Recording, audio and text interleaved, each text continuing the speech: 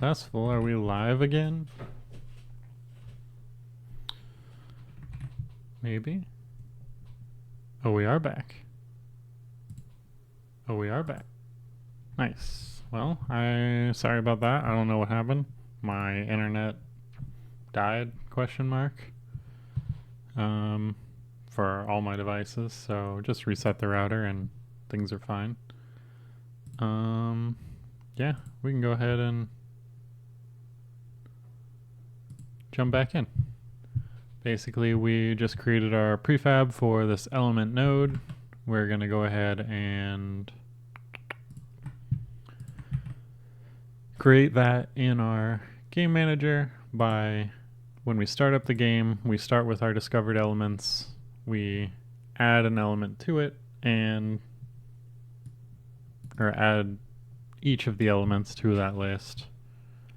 We'll instantiate that prefab, and we'll have a script on that prefab later. I think we'll need to for like the drag and drop, but for now we're just gonna set that text manually. So if we press play, we should, well, let's go ahead and very quickly add a vertical layout group. So we should get 4 nodes. We do not. Oh, we didn't set our prefab, I bet. So in our game manager, let's set our node prefab. Don't really need to have that maximized. What are we missing here? It's element list. Oh yeah, that's also not set. So let's go ahead and just play that focused. Let's get our game manager, element list. As I said, I'm a little rusty jumping back in. They are really off center, but that's fine. Let's jump in there and see what the dealio is. Let's just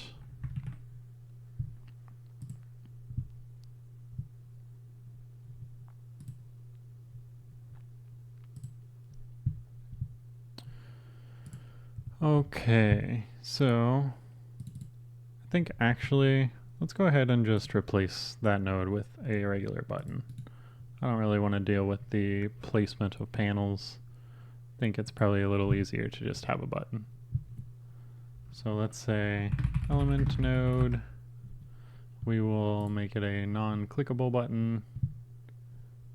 We will delete our old prefab.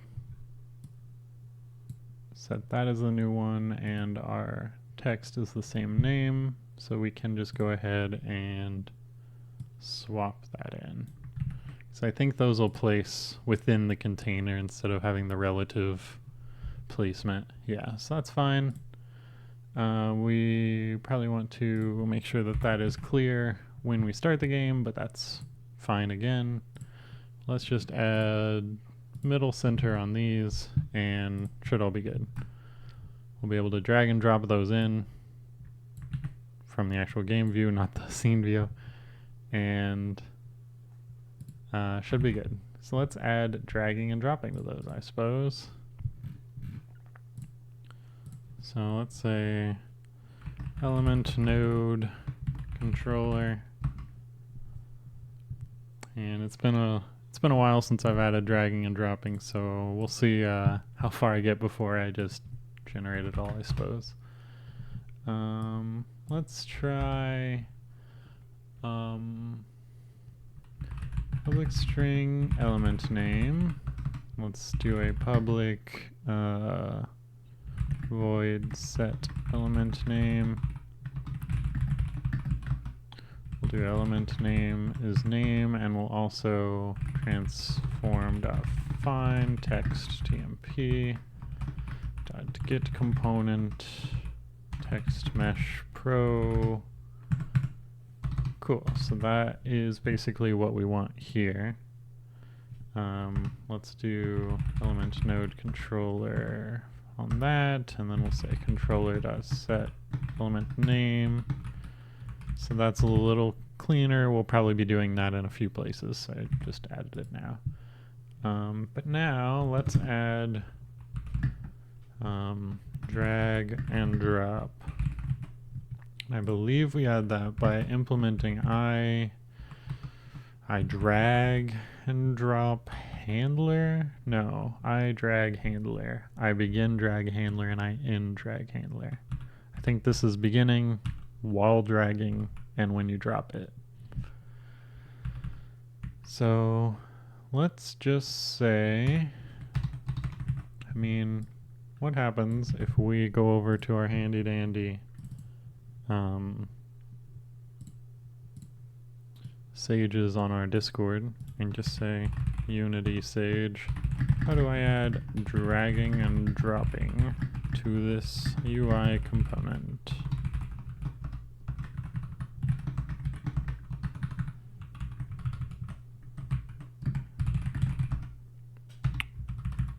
Might work, might not. Otherwise, I'll just go to the docs, I guess. But for anybody watching, feel free to join our Discord. It's linked in the description below the stream. We have all these sages for Godot, Unity, and Unreal. You just ping them with a question. They will take a second and get you an answer. Hopefully, unless things are broken here, but we shall see. But they can write code. They can let you paste your code to them, and they'll give you feedback on it. I guess while that works, we will just look up the actual answer. Well, there it goes. So they want I pointer down handler instead of I begin drag, which I guess is fine. Probably. Original position, so it's just setting it back to the original if it's in an invalid location. So this should handle dragging it around and then reset it back. Why don't we try that? Let's just see if that works.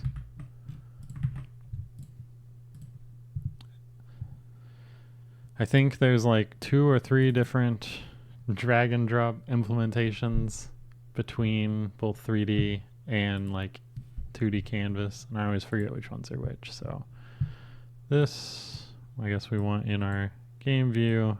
Yeah. So we can drag and drop it. It always resets. Cool.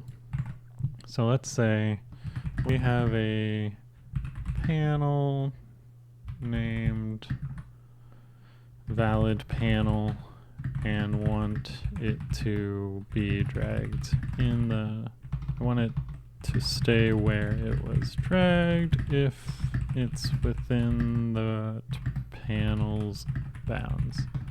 How do we add that? And we'll also want to, I guess, make it valid if it's on top of another one, but we'll do that after we've got it inside the panel. But I do want to double check on why they're using pointer down handler instead. So I drag again.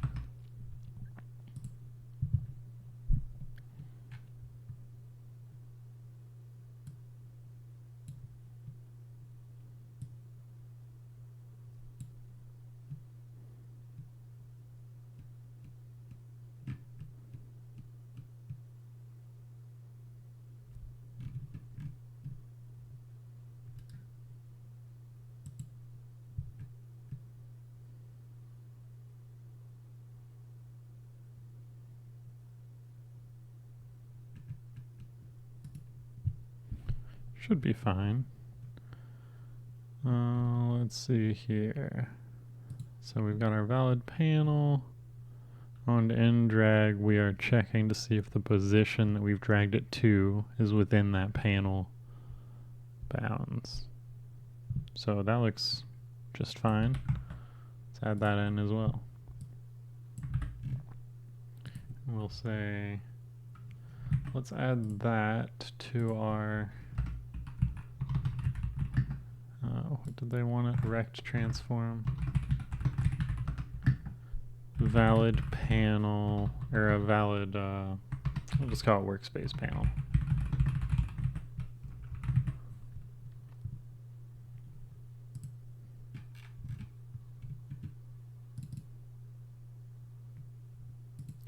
I've never seen get world corners before.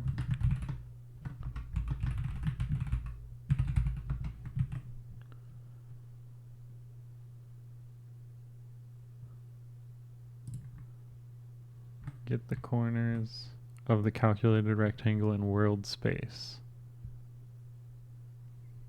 Returns a void, but surely just modifies this, I guess. Yeah. So now when we play this, we should see that we can drag it within this panel and it'll stay there. We'll figure that out. Oh, right, we didn't set that reference. Alrighty, workbench panel goes here. So we drag it in there, it's fine. But if we drag it outside, then it goes back. Now in here, it's curious we can't drag it again. I wonder if this panel is blocking raycast target. Yeah, it's in front of the node that we've created. So I think if we add it back as a target but put it first, then yeah, we can access it still.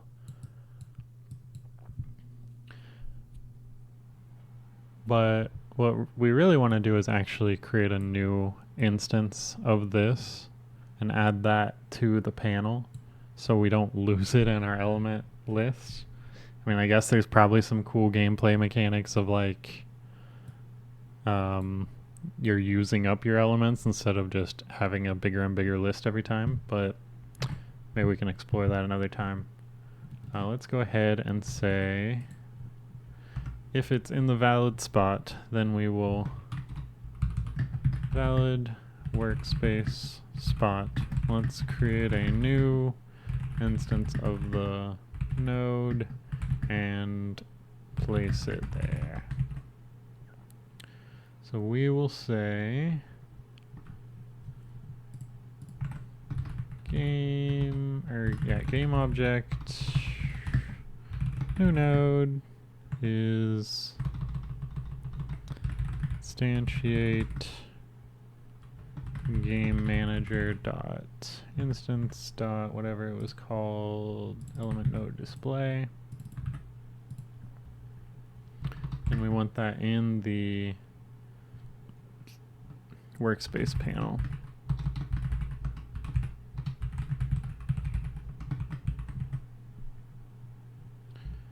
And we want to make sure that it's positioned at this target position that we've dropped it off at. Okay. And then we also want to say new node dot get component element node controller dot set element name.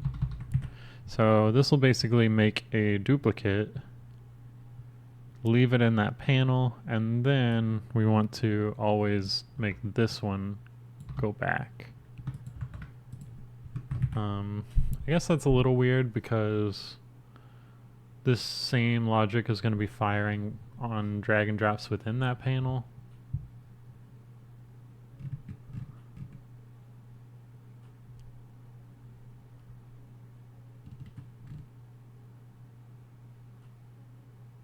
So we could have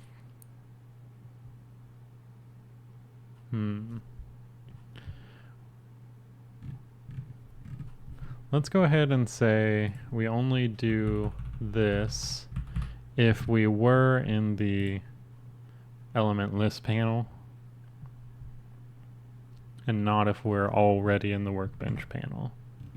So we will say pool was in element list panel, and that is our transform.parent.name is equal to element list panel. I mean, not the greatest way to do it, but should work. So we'll have this node, for example, in the list, its parent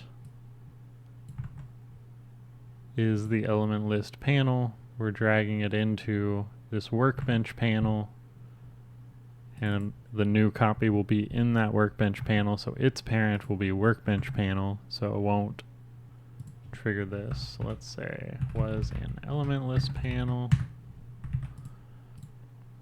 and then if we were in that list panel, that's when we want to reset back. So that feels like that's a little weird on the branching.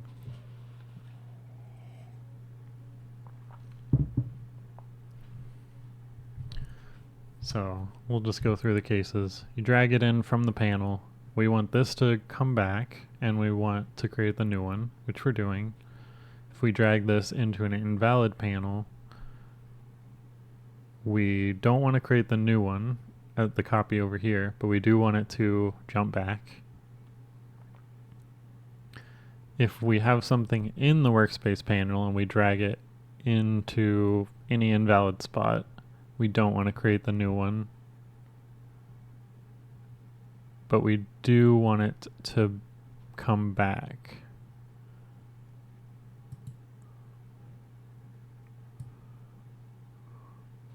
So let's have it always come back real fast, because the time when we don't want it to come back is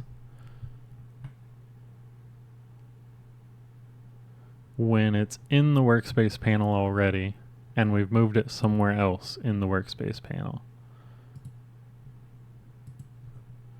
So let's say our bool was in the workspace panel.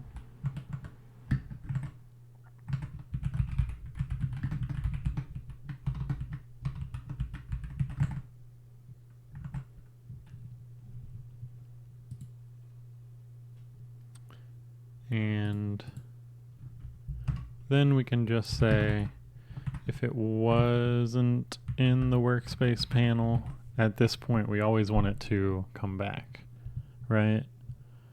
Because if it is in the workspace panel, we want to allow it to just be wherever.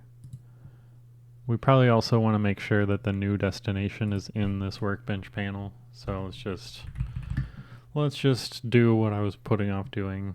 New destination in workspace panel is equal to all of this.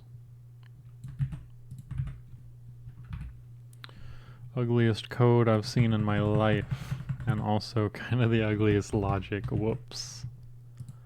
So now we say new destination in the workspace panel. That's a little easier to understand. And we can say if we weren't in the workspace panel and, well, I think we're just going to need to invert it. The opposite of what we want is we were in the workspace panel and the new destination is also in the workspace panel. So we can just say, I think this is the logical opposite of that.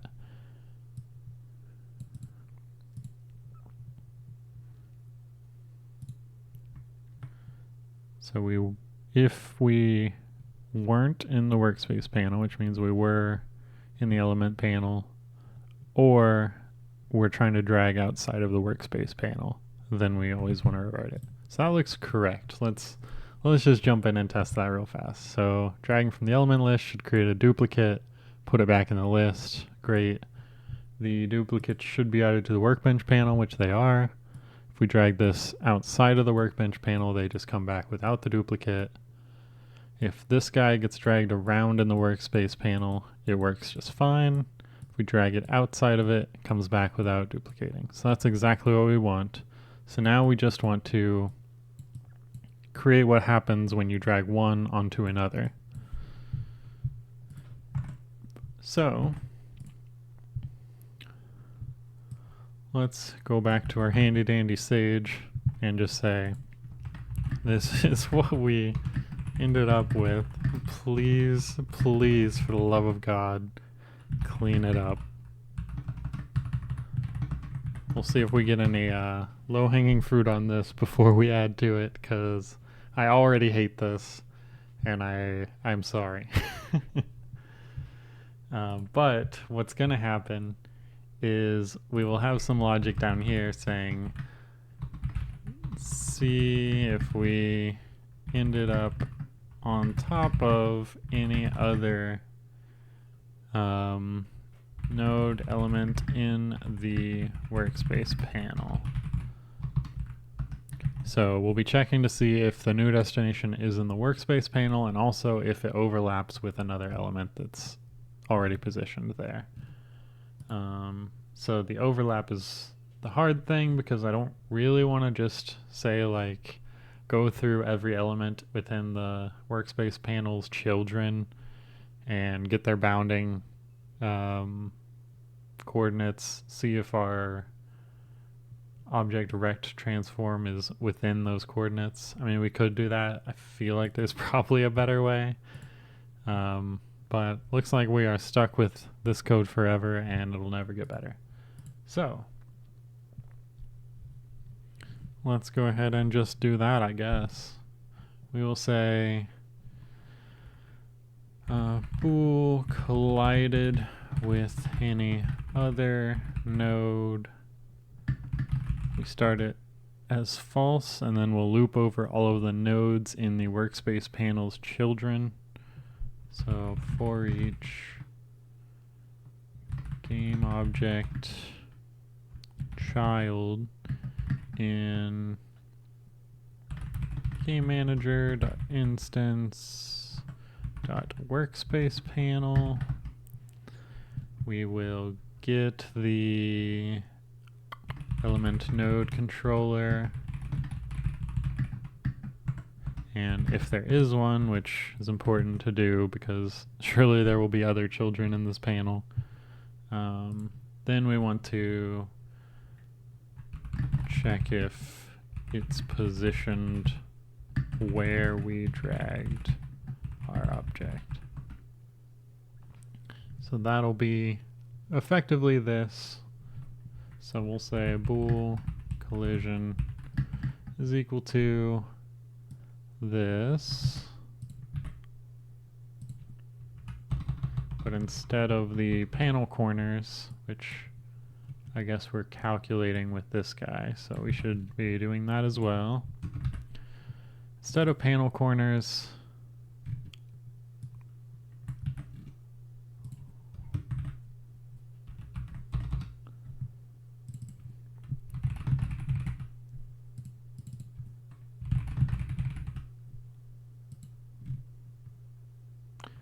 I'm confused how panel corners even links to our panel prefab. We're not really... Oh, workspace panel. That's it. So instead of here, we do node controller dot game object, or dot transform probably. What is this wanting? This is a rect transform.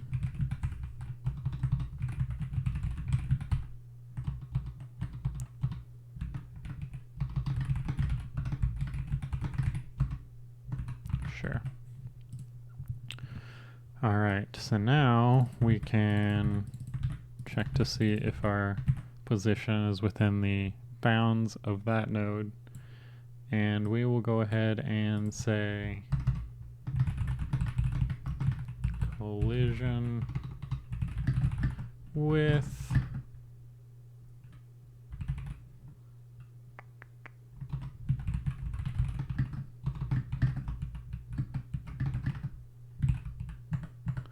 let's just print those out so we can double check. But this, I mean, is terrible, first of all, but should work, theoretically. We'll use this after we've made sure this is doing what we want it to. So, we've got our console here. I don't think we added any references. let's say fire. I guess we're not setting the game node. I think we need to get transform off that. But since we're going to restart anyway, let's go ahead and say node.name is equal to element name. That'll be a little nicer for our debug as well.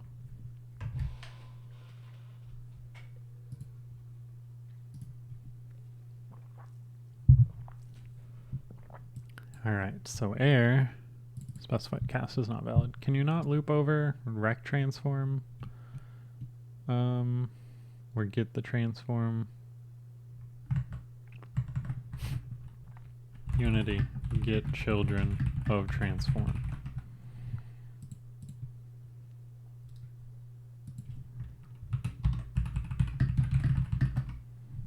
I feel like this is how I always do it, but I also feel like I'm going a little crazy.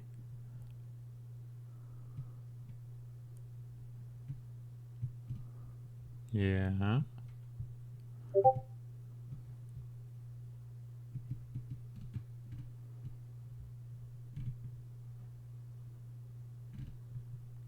Oh, it's because I'm casting, right, to game objects instead of transforms. Because looping over the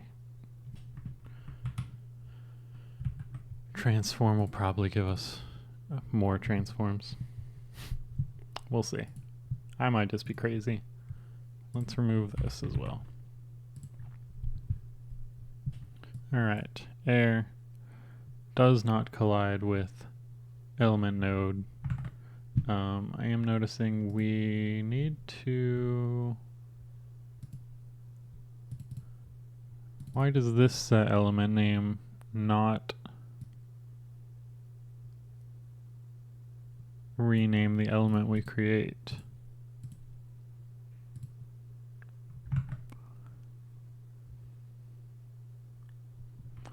Well, I guess that's fine. Let's just call it air. Let's drag in water. So not colliding with air. We'll call this one water. If we drag water around, not colliding with air, it is colliding with water, obviously, so we want to exclude ourselves. But if we drag it onto air, now it is colliding. So it's doing what we want it to do. Great. But we do want to exclude ourselves. And best way to do that, I guess, is probably say if child is equal to this, then next, or continue, I guess. I think that'll work. Let's double check that too, because I'm not super sure about the like object comparison. Let's do this and this. So we have 3 falses. If we drag this and it works, we should have 2 more falses. So it's colliding with itself still. So this comparison doesn't work. Let's say unity compare to game objects. I mean, I think there's an internal hash object or function. Reference equals. Okay.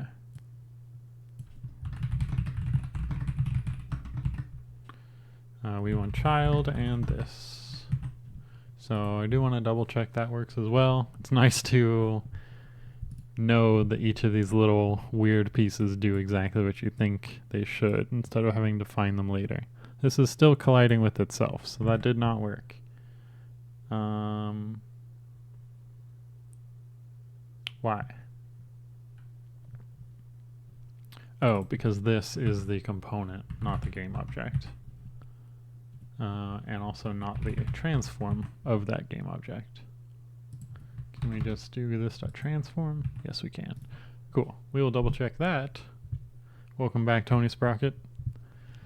We got back after 5 or so minutes. I don't know what happened to my internet, but now we're just fumbling around, getting stuff potentially working. Alright, these no longer collide with themselves, but if we drag that on, it is colliding. Cool. So in that case, we now can say if collision then collided with any other node is true, and we can break out of this loop early. I guess the node that we want to collide with, let's say element node controller collided node is null. We will store that so we can combine the two.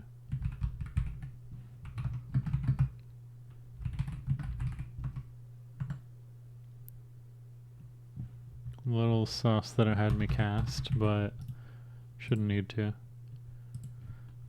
Cool, so now we can just say after the loop, if collided with any other node, then we know that that's no longer null. I mean, I guess we can check to see if it's null, but we can say ingredient 1 is this node, ingredient 2 is the other node.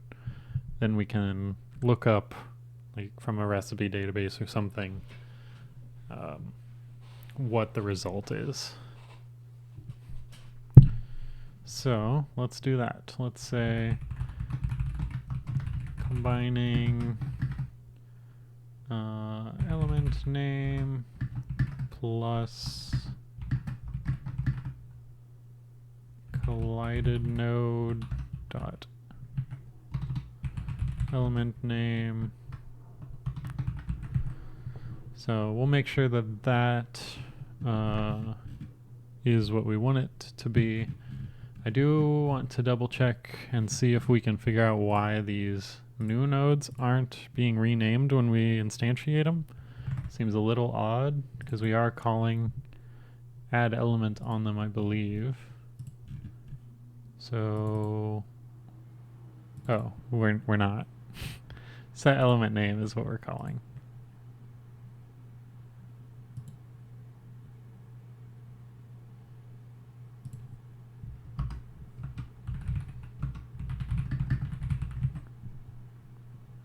Okay, that's fine. We don't actually need it there. This was a better place to put it anyway. Cool, so let's just double check everything's working so far. We can drag in fire, doesn't collide with anything, drag in air, we drag fire onto air, we combine fire and air. Cool. So now we need to think about how we want to store all these recipes. And I actually asked our sage a day or two ago, and they had a cool solution that I think I will steal.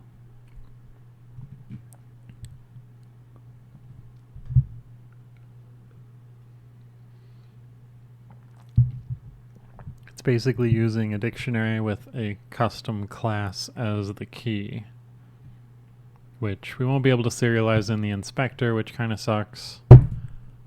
But I think we're not going to get away with not using a dictionary, so it's kind of a moot point. We have inputs and outputs. We want to look up the output by the inputs. That's by definition probably going to be stored in a dictionary unless we want to do some weird like tree where you branch down with each ingredient or something like that. But let's go ahead and let's add in a recipe database. Reset that position. Recipe database. Start building that out so we can maybe hard code in air plus fire equals steam. We can pull that out. This is also where we'll be able to say like, hey, I'm combining these two items. What do you get? If you don't have a recipe already, that's when we'll generate one and add it to this database so you can reuse that in the future. It'll say the same. It's not going to generate every time and give you something different. So let's go ahead and let me pull this up so I can look at it as well.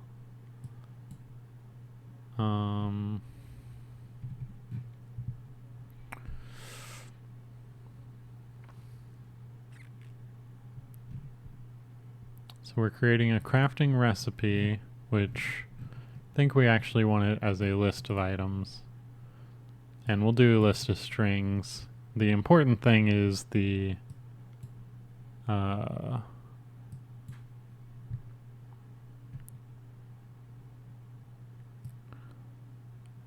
haven't seen inputs.sequence equal.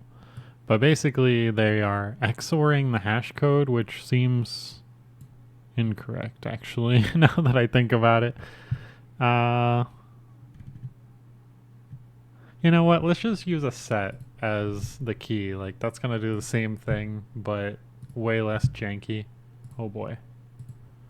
So let's go ahead and say public dictionary set. Wait, does C# have sets? Surely. Oh, it's called a hash set. Okay. Hash set of string, and then we want string known recipes, and I'm pretty sure we're not going to be able to serialize that in the inspector. Yeah, so we'll add the public start. Let's also make it a singleton so we can access it from our other scripts easier. And here is where we will say our known recipes are, forget the syntax for adding inline. Let's just do it manually. So we can say known recipes.add new hash set of string air fire results in steam. And we're using a hash set specifically instead of a list because we want to make sure the ingredients aren't ordered. So if you drag air onto fire, it's the same as dragging fire onto air. I mean, there's probably a lot of cases where you do want them to be ordered, and I would love to make it more and more complex and also add like a 3x3 grid and the positioning matters and all that, but for this quick stream, I would like to keep it nice and simple. So let's just say that air and fire make steam, and we'll add in another one of just, I don't know, what else is there? Fire and fire makes wildfire. Cool. So now we should be able to add a public string result of mixing, and we're just going to keep it to 2 ingredients for here. So we'll say ingredient 1 and ingredient 2. And we could pass in the hash set too, but I think this will be nicer for everywhere else. We can just pass in the data we're already using in the structure that we're already using instead of building hash sets elsewhere. It's kind of an internal implementation here. If we changed out the hash set, it's nice to have this interface still the same without having to go change our construction of the data everywhere else. So we'll say hash set string key is equal to new hash set. So we build that and we say if known recipes contains that key, return the key or the value at that key.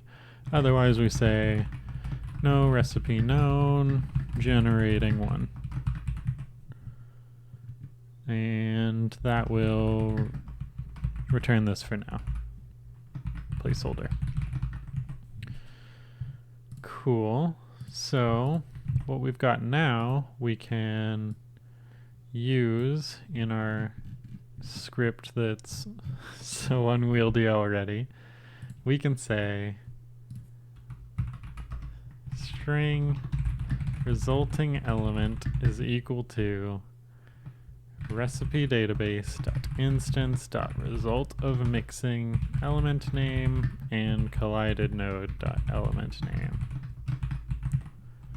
And we will print that out as well. And so also there we will say, like, have we unlocked this element? If so, don't do anything. But if it's a new element, we want to add it to our library of elements so we can use from then on as well. But let's double check that that all works.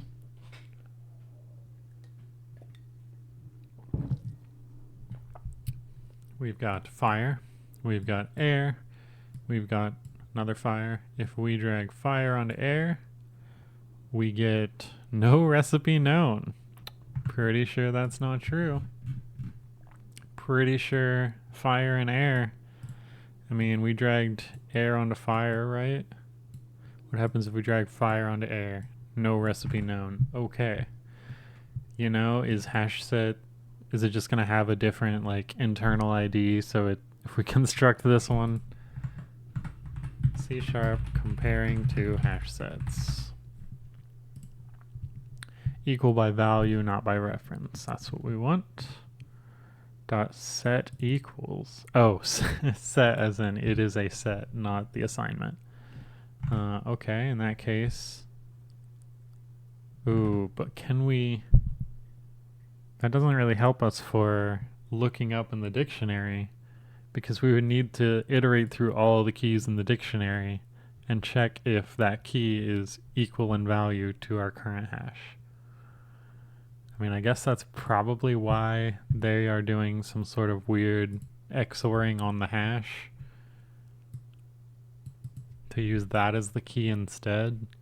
But I'm still pretty convinced that that has a lot of risk of like hash collisions, and you combine two things and get something unexpected for technical reasons. So I'm not sure that we want to go down that route. We can go ahead and just loop over all the keys. I mean, we took the super inefficient route in the other code, so might as well do it here too. So let's say for each hash set string key string value in known recipes. Is this the syntax? Probably not. Oh, right. Build key and unity iterate over dictionary. I'm sure this is Googled too many times. Key value pair is what we wanted. Key value pair, hash set string and string. Pair in known recipes. This is not ideal because our recipe library should grow infinitely if we're powering it with AI. So looping over it every time is not that great. We really want that O of 1 lookup time.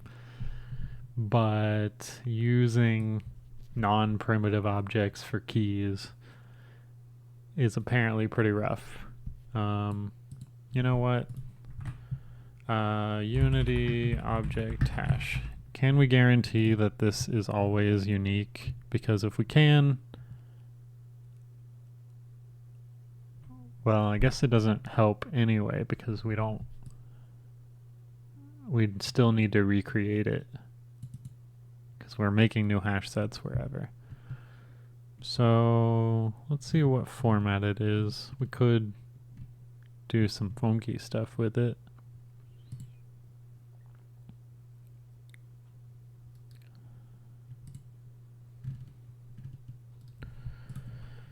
Unity object as dictionary key. Maybe we'll learn something there.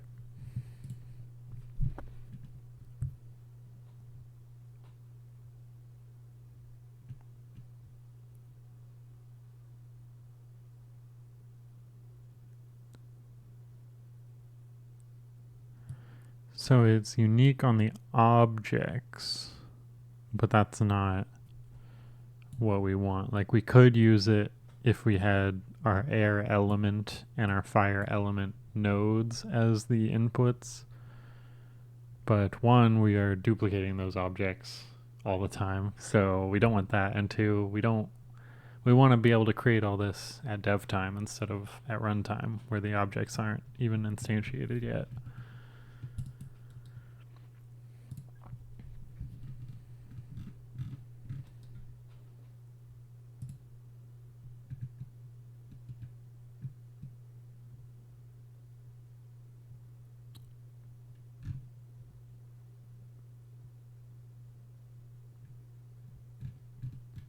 Yeah, we might just need to loop over all of them for now.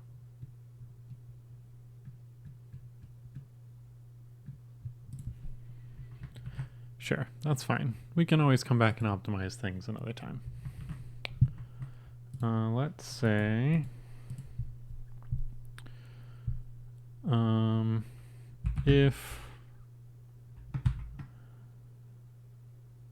pair.key dot set equals built key, then we return that pair's value. Otherwise, no recipe found down here. And for now, we'll just return that placeholder. But that should do it in the most inefficient way. But it'll return that. That's where we print the return result. Let's give it a shot.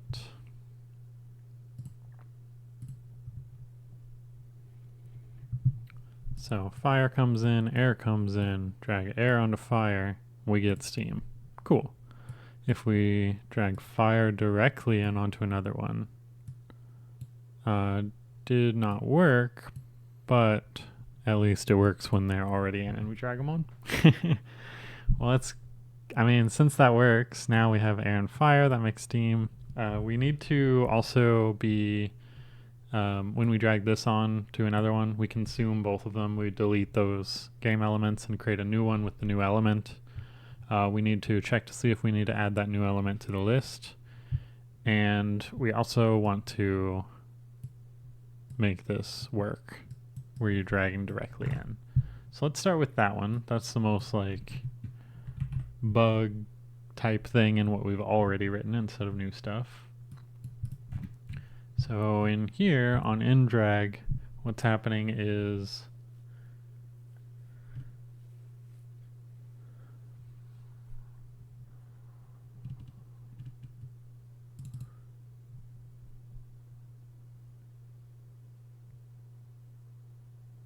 it's not colliding, possibly because this workbench comes first when we've moved it in.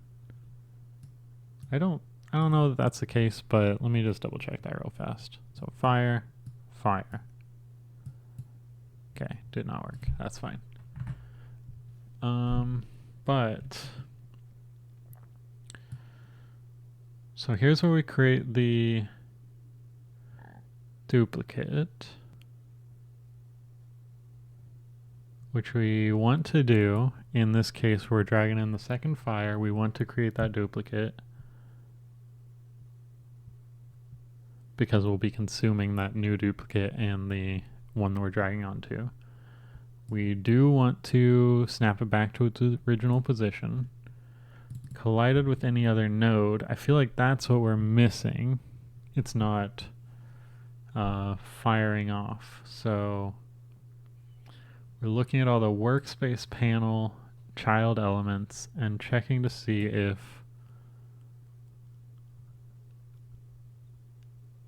that node's position is within our dragged position.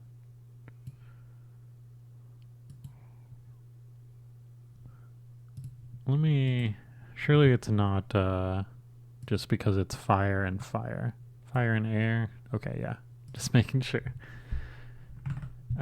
But I think we just need some debug stuff in here. So let's say debug log checking collision against that. So the colliding thing should have a node controller. Let's go ahead and say for here, no collision found. And let's, just to be thorough, we'll say didn't end early. Make sure we get past that continue. And then there's nothing up here that should short circuit stuff. So let's drag fire on fire again. Let's see what we get in the console and kind of trace through a little more. Fire. So before ending that drag, we got checking collision against itself. Didn't end early, no collision found here. We got checking collision against the existing one. Didn't end early, no collision found. And then checking collision against itself. Didn't end early, no collision found. So it should have found a collision on that first one. So let's get rid of that. We know it's not happening. And we know that it's finding the node controller, computing this, and that it's false.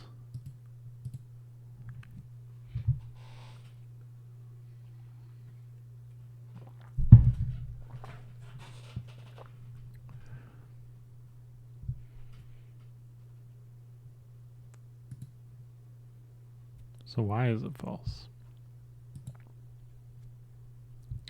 I mean, I guess we can look a little, print the coordinates for debugging. We can look in a little bit more. I would love if, please ChatGPT write it for me. No?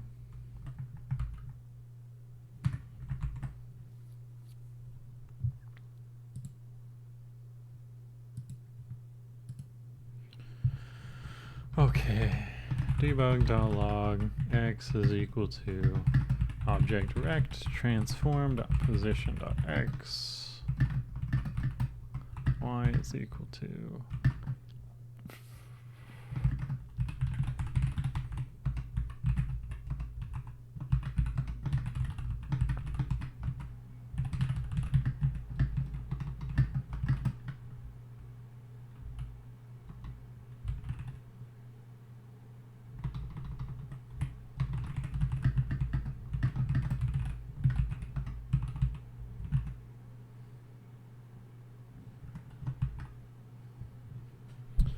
So I think it's the four corners, so this is the exact position of where we dragged to.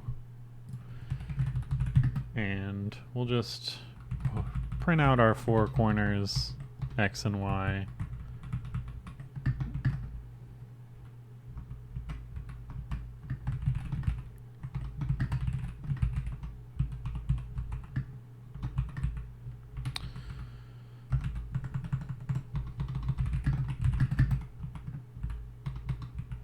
That'll do.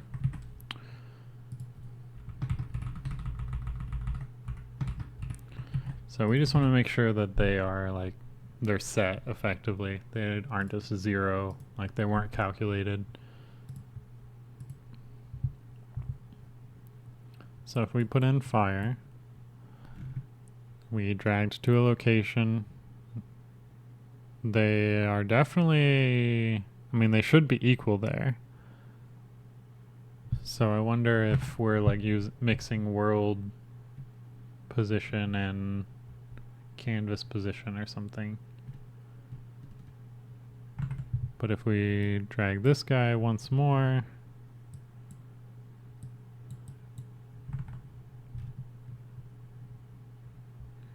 we are exiting out early because it's the same. I think we'll comment that out just for some debugging, because the coordinates should be the same of the two lines when we drag itself.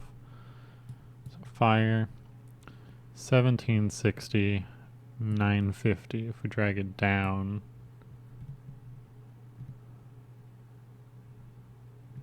it's very, very different. I mean, it's more similar here.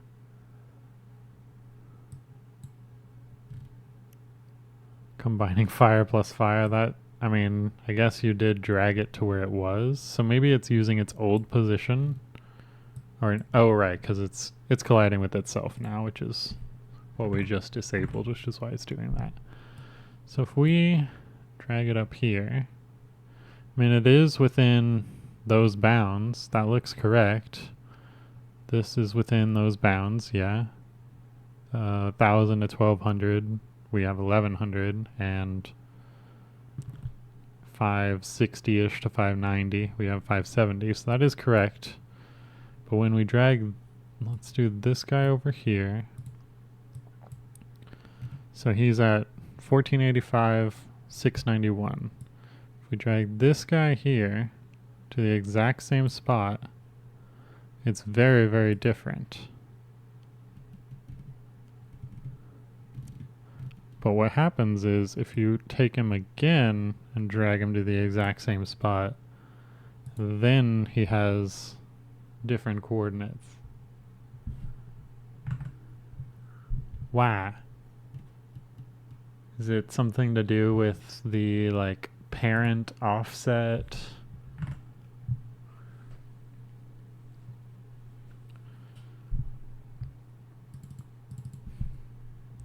What other operators do we have? Get world corners.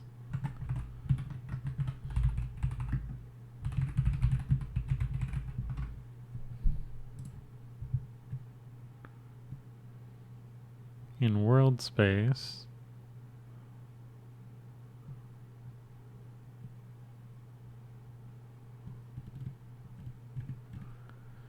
okay.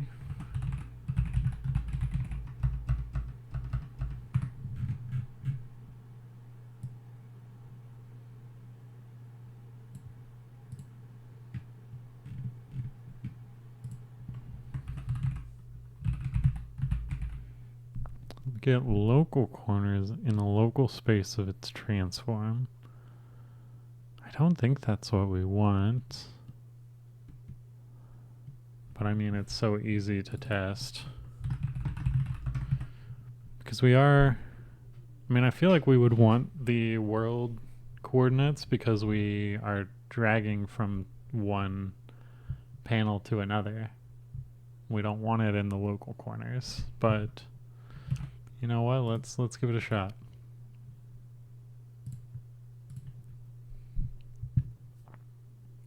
Fire. They are very similar coordinates, and then we drag it here. Why are they so different?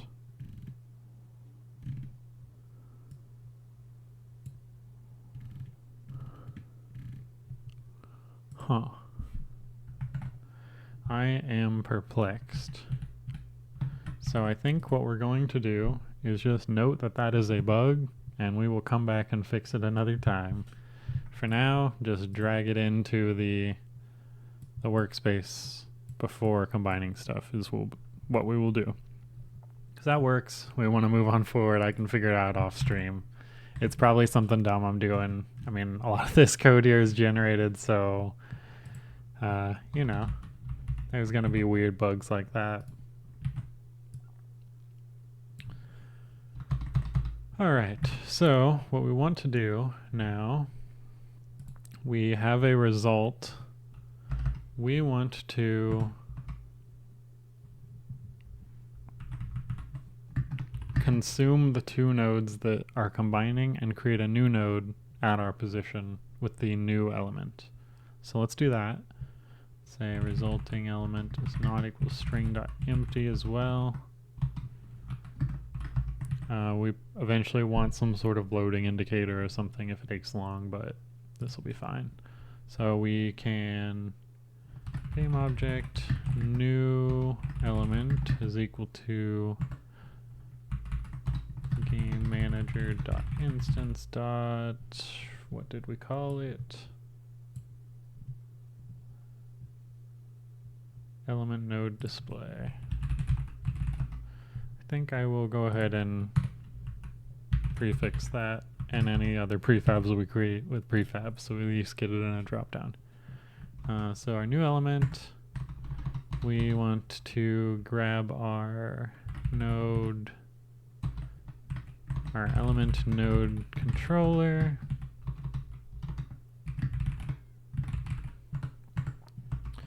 We want to set the name to our resulting element, so that'll create our new one. We want to make sure that it's also placed in the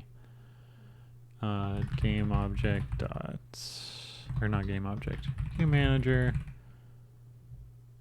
dot instance dot workspace panel, and we want to make sure that it's positioned exactly where we dragged.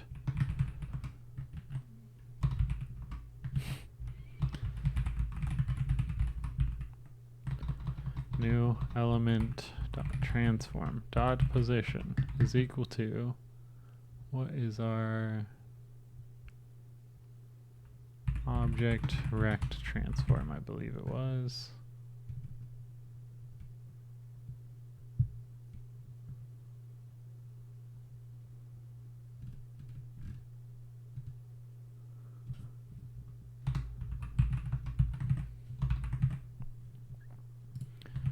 Cool, so we placed it at the position. Now we want to consume the two used elements. So we will destroy, what's the other one first? Collided node, and destroy this game object. We don't want to destroy just the components off of them. Cool, so this should create a new one that has the right element name, and it should destroy the two that combined for it. We'll also want to add the new element to the element list, which we will do in a second, but let's double check that this works. Oh, right, we renamed that, so we gotta reset that reference. Cool, so fire, then we drag in fire. Right, doesn't work when just drag it in. Now we just have a single wildfire. That's great. And if we were to drag in fire and air, air onto fire, let's also do fire onto air, steam. Cool. Works great.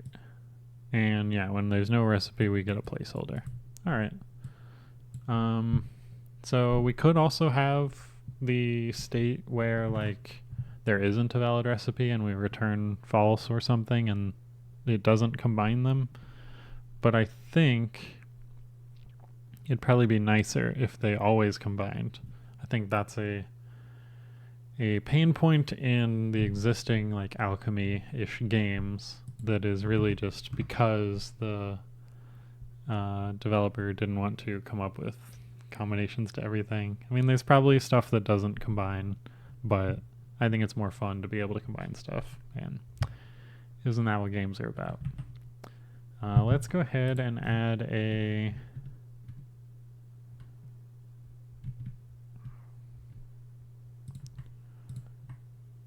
element to the list. We're going to reuse element list dot add element, and this is the resulting element. So now we have to change this slightly to say if, well, maybe just I mean, to make the code nicer, let's keep our responsibilities clean. Let's say public void add new element to library. And here is where we will check to see if it already exists. If it doesn't, then we'll add it through the other interface that this is already using. So we just say if element discovered elements dot contains that, then return false. have it return whether it added it successfully or not. And otherwise it will just element list.add element, new element name, and return true.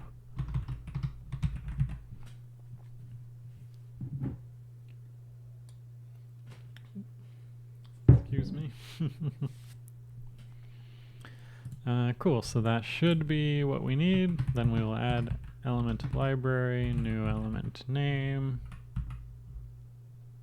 I guess it's called resulting element. Really all over the place with my names this week. Sorry, but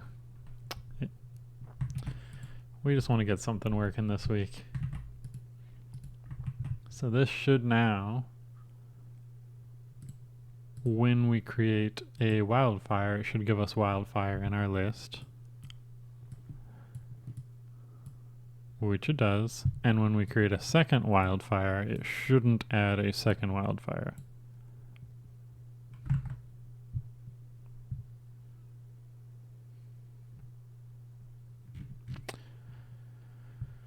Right.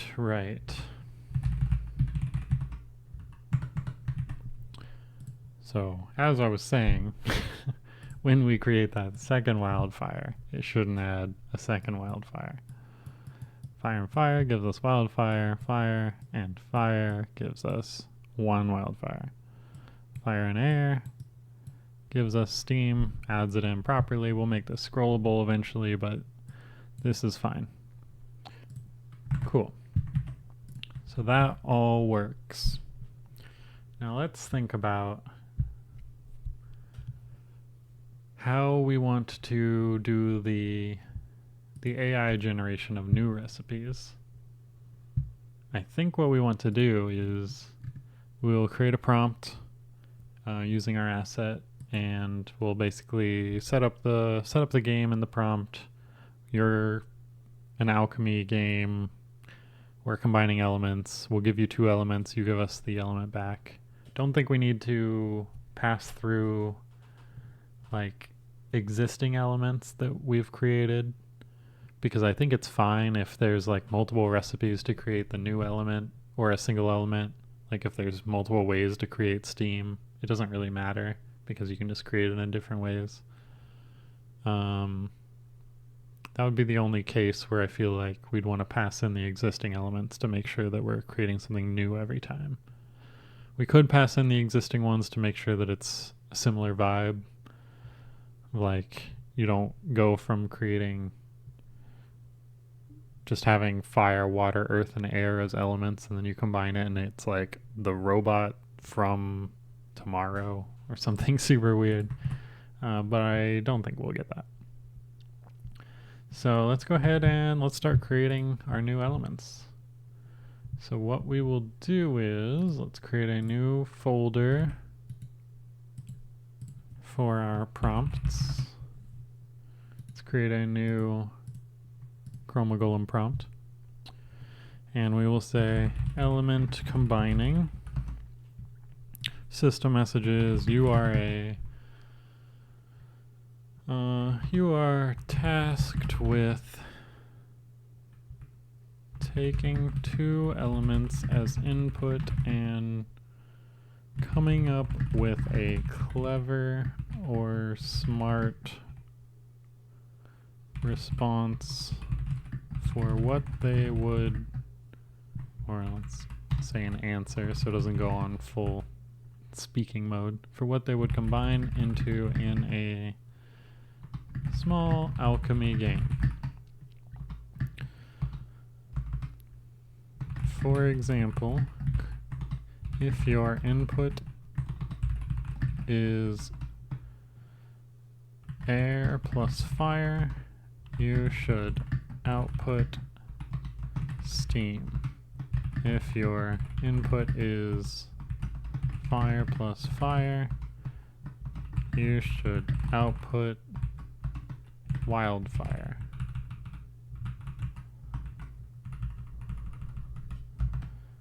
If your input is water plus or ice plus fire, you should output water. You can get, please be very creative with your solutions, your generations. This system will be used in a creative problem-solving game where players are tasked with creating solutions to arbitrary problems, and they need a wide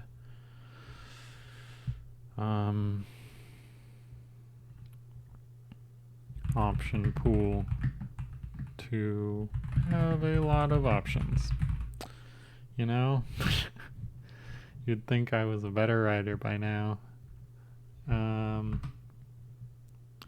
Your response should only be a single line and should only be the output of the combined input. Do not add any other text or explanation. Cool. What we want to do to get this all set up is we want to create a Chroma Golem LLM object. Reset that position. Let's add a Chroma Golem LLM script to it. Let's head on over to api.chromagolem.com. Head on over to our dashboard. We just created a API key for Elixir Emporium, which we will grab. I'll rotate the key out after the stream, but that's what you do. You just click it, it copies it for you, paste it in here. We actually just added being able to change the model from the website, so this is no longer necessary. So I'll have that updated in the new asset. But if we have this in place, we should be able to now go over to our element combining prompt and say fire plus fire, generate an example response. Inferno. It's a cool response.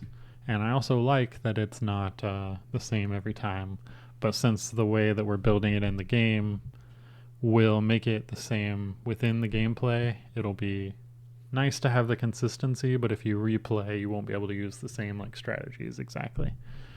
And also, we should be able to see this player ID now, which is us in the editor, has made one request for this many tokens.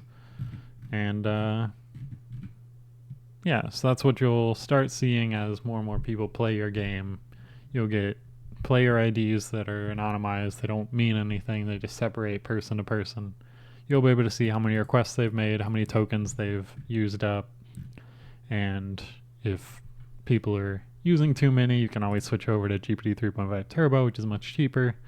Or if you're ready to like release or have a big old play weekend or something, make sure you're on the best model so you can make sure that everything's the greatest. So let's also test air plus fire. We get inferno wind. That's interesting, but technically true, I guess. Let's try air plus air. Breeze. Okay, cool. So it's working. So what we will do is leave that blank. We will scope down our max tokens to like 50, just because, I mean, we shouldn't ever need more than like 2 or 3 per response, but in case there's a way for players to like figure out a way to generate a bunch of text, you can always scope it down here and make sure that they're not using up all your tokens. So let's head back to the code, and now we can say in our recipe database, let's do a public string generate recipe for string ingredient 1, string ingredient 2. While we're working on this, I'm going to go ahead and update my stream title real fast.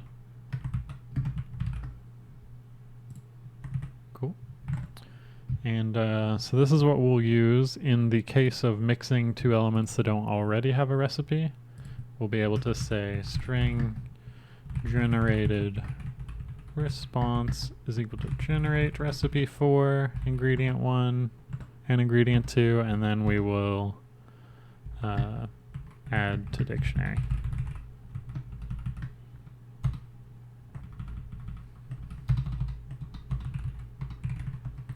And so with our asset that we're working on, there's also two different ways you can structure your generations. You can either run them in the main Unity thread and block execution until they're complete, which is good for things like this where you need to make sure that you have a response that you're immediately generating and responding with. Or you can stick stuff in the background in a coroutine and provide callbacks that execute when it's done. But I think for this game, when you drag in an element, you don't really want to wait. I mean, you don't want to be doing other stuff while you're waiting for the response of that. So I think what we'll do here is just do that inline, execute it now, wait until it's done, and then immediately respond with it. So let's build that. Let's go ahead and say public prompt combining ingredients. We will set that on our recipe database to our new element. Why don't we have it? Oh, right. Didn't compile.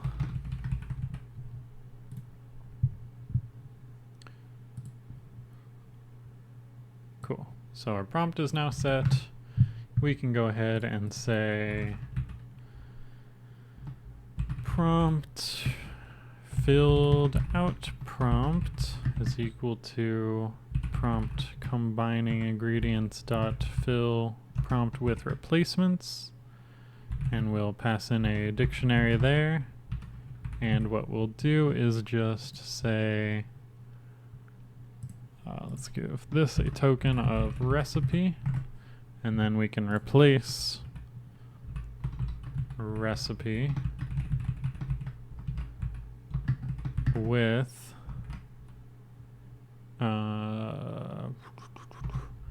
ingredient 1 plus ingredient 2. Is that the syntax? What is the colon equals comma?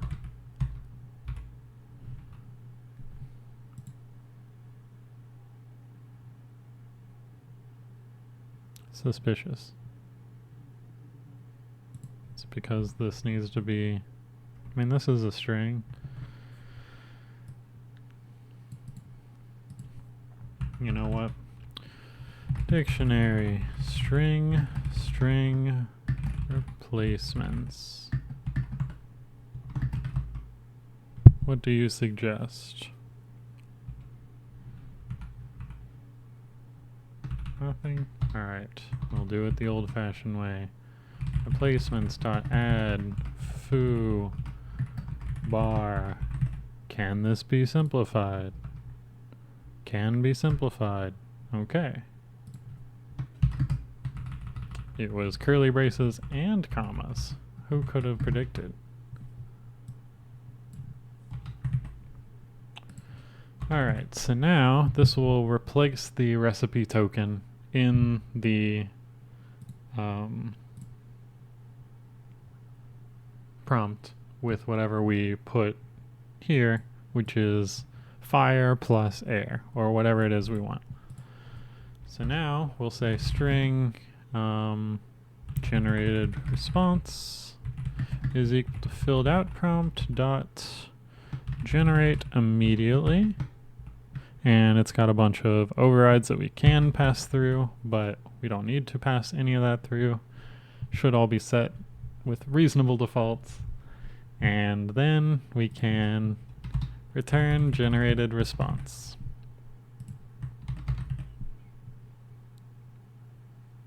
But for our own sanity, let's also print it out.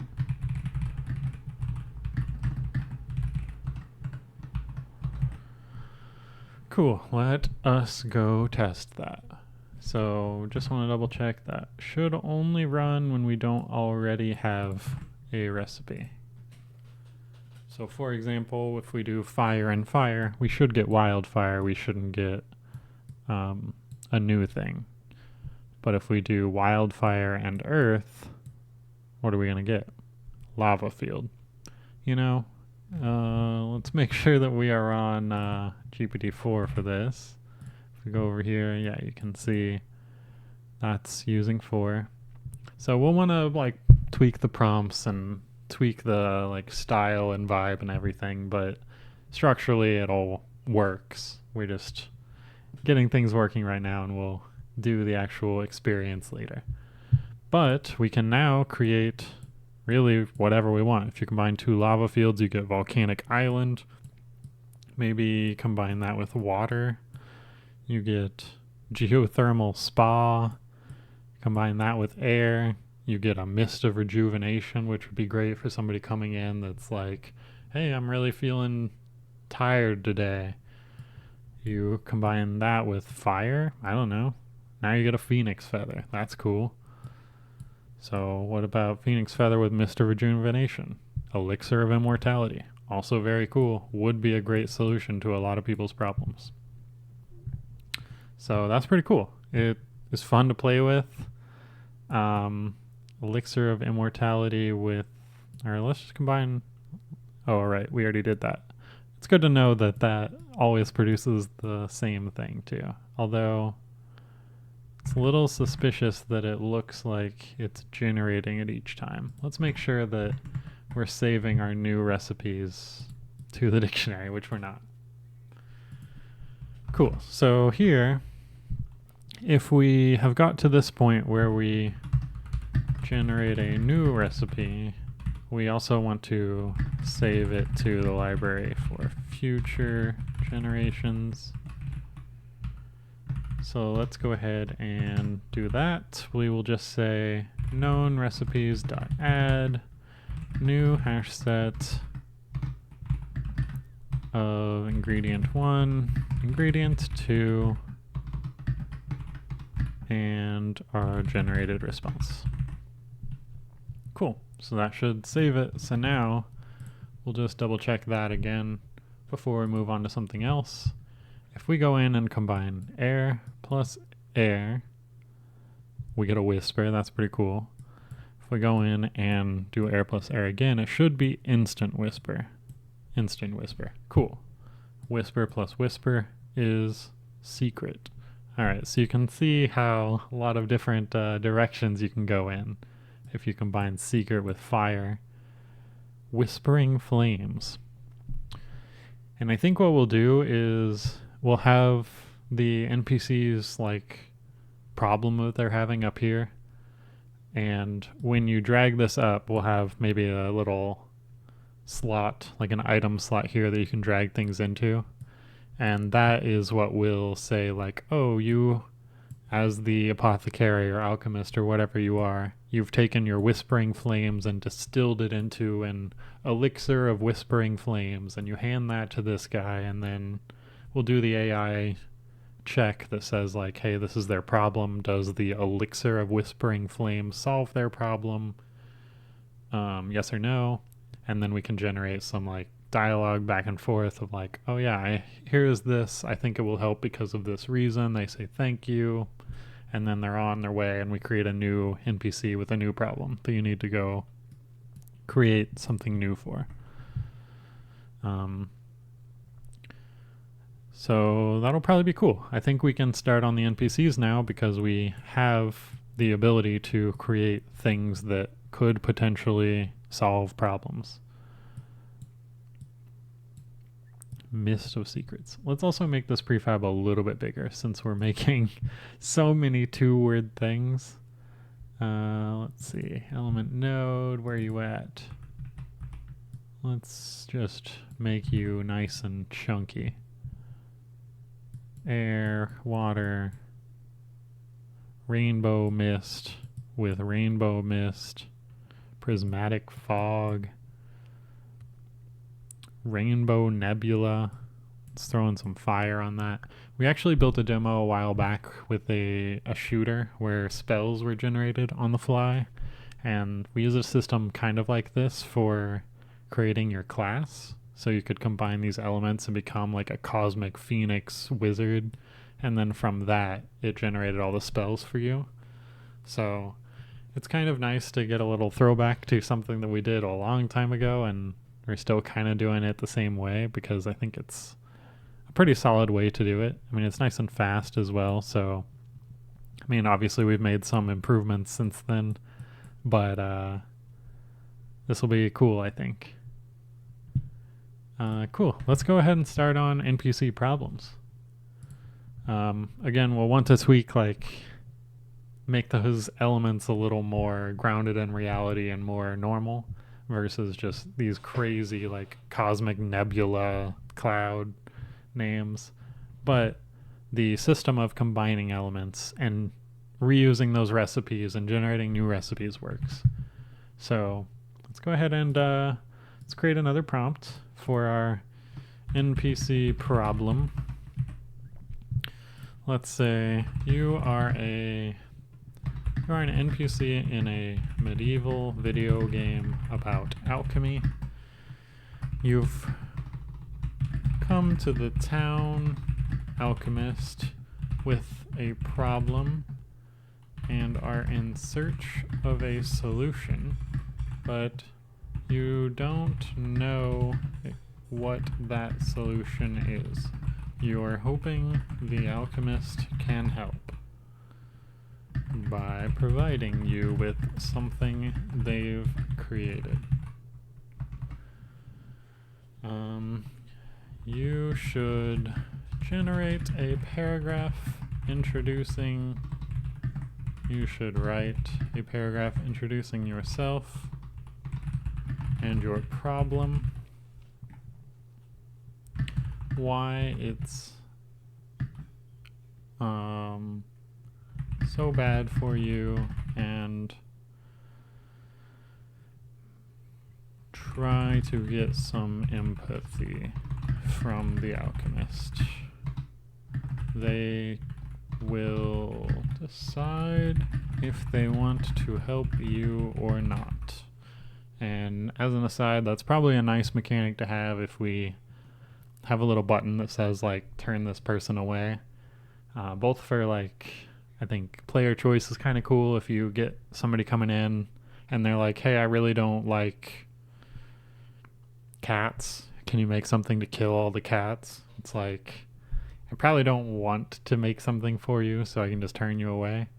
But it also helps a lot with some of the kind of dead end points in AI generation. If you get something where somebody's like, yeah, can you make me the greatest potion ever that's never been made and is actually impossible to make? You might get yourself into a point where, no, you actually can't make something. And so you probably want to turn them away. Or maybe just like you've already made something. Somebody's like, hey, can you help protect my cows from wolves? And then somebody else is like, hey, can you help protect my dogs from werewolves? It's kind of the same thing. So you might just turn them away to get to more interesting prompts. So for here, we've got our system message set up, which is basically like the rules of the generation, guiding how or what will be generated. And now the user prompt will have a random personality of, like, we'll probably put a personality token here, and then we could have another prompt that generates a random personality, so we can chain those together, and then we would have like request as well, so we can like fill in a bunch of stuff from different prompts. But I think here maybe we can just, let's see what happens if we generate an example response here with an empty user prompt. We probably want to include some sort of user prompt. I hope I have saved recently. Greetings, honored alchemist. I am a humble farmer from the outskirts, tending to fields that have been in my family for generations. Recently, a blight has struck our crops, turning once bountiful harvest into withered shadows. This calamity threatens my livelihood and the sustenance of our village.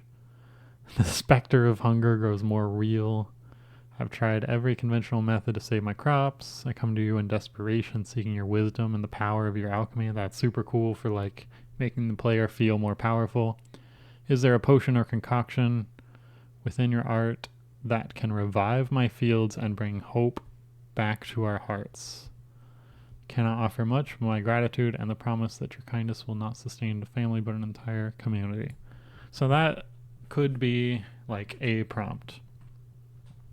If we went in and somebody's like, hey, my crops are dying, I don't know, maybe we combine some earth, maybe not mountain, but maybe like water. Maybe we do earth and water. Let's just kind of prototype, like see what we would craft. You got mud, maybe mud and air. You got a dust storm, that's not what we want. But air and earth.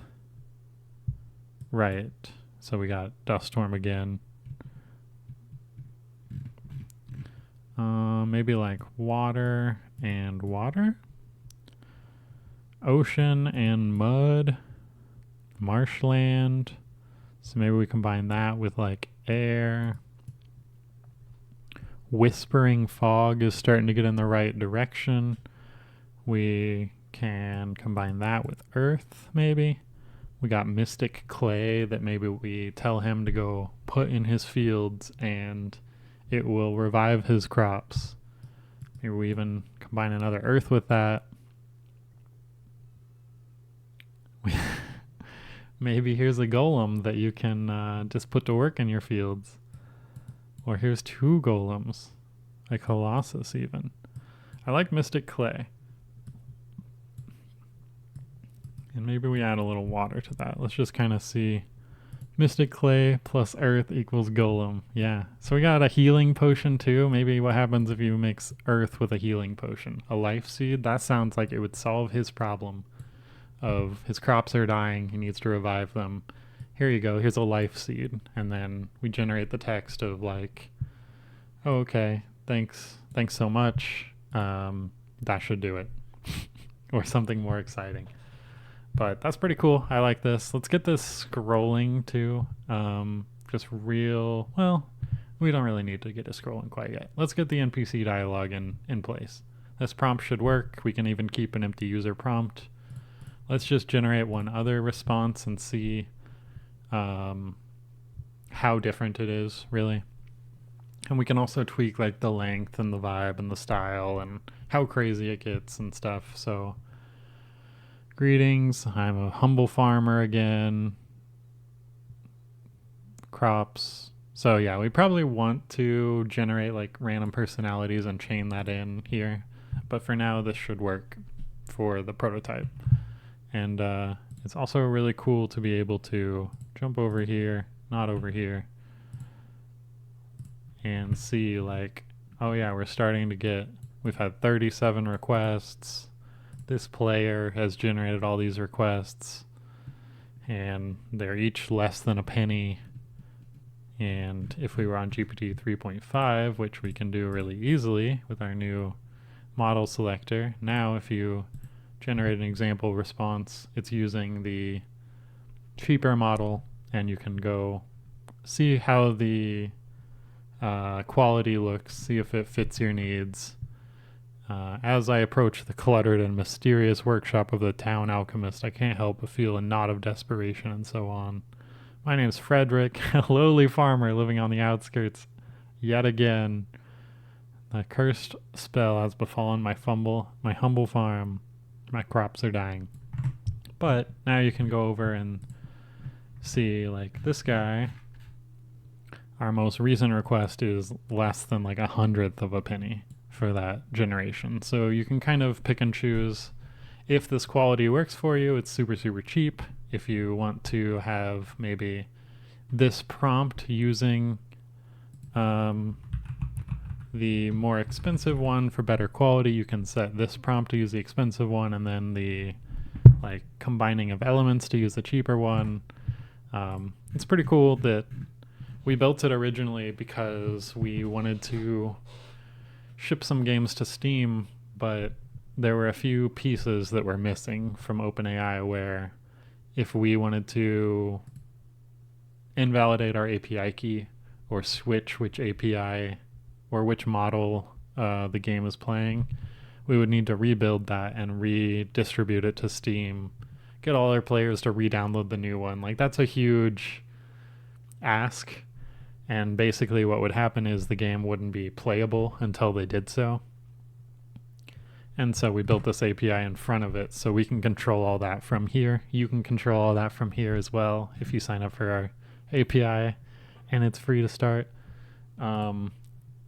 So all that control is back in our hands, so we can actually build these games, submit them to itch, submit them to Steam, and control all that without having to resubmit and get people playing the new version.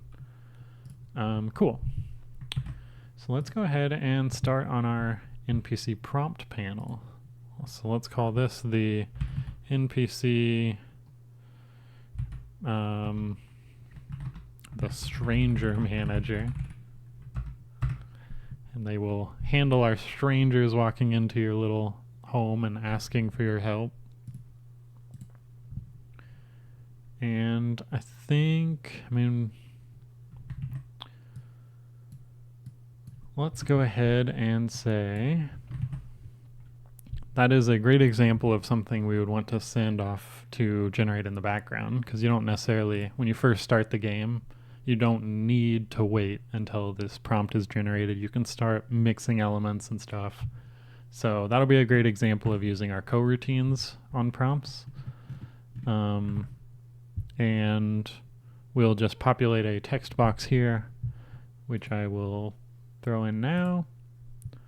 Let's actually put it in a panel called a speech bubble, and we'll kind of make it a little smaller, fit in the area. We'll leave room for our item slot for a solution to drag your item into, and maybe we'll leave some room over here for like a image of who you're talking to as well.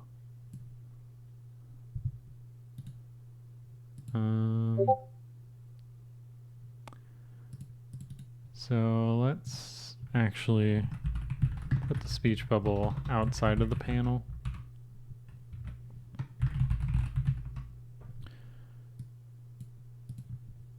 And have it span the full oof.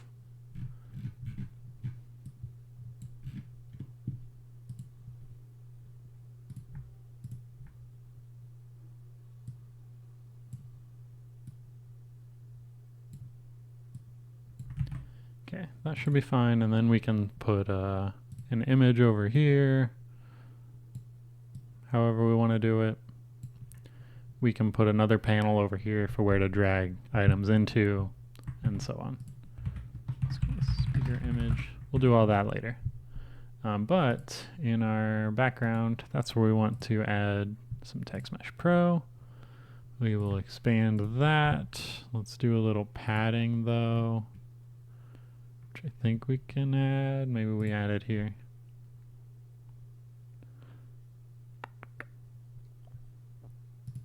We'll just resize it manually.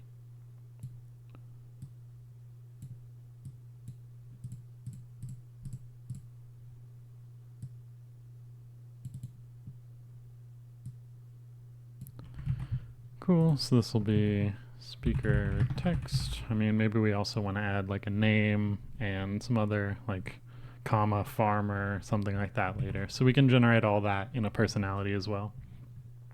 But for now, we're just going to take what they're saying and we'll stick it in here.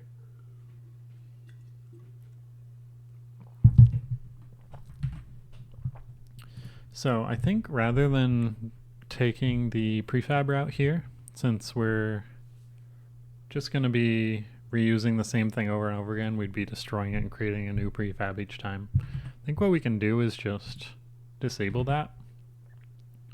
And then we'll have references in our stranger manager to enable it, set the image, set the text, whatever we want to do. So let's say header references, and drag this guy over a little bit. And so we can have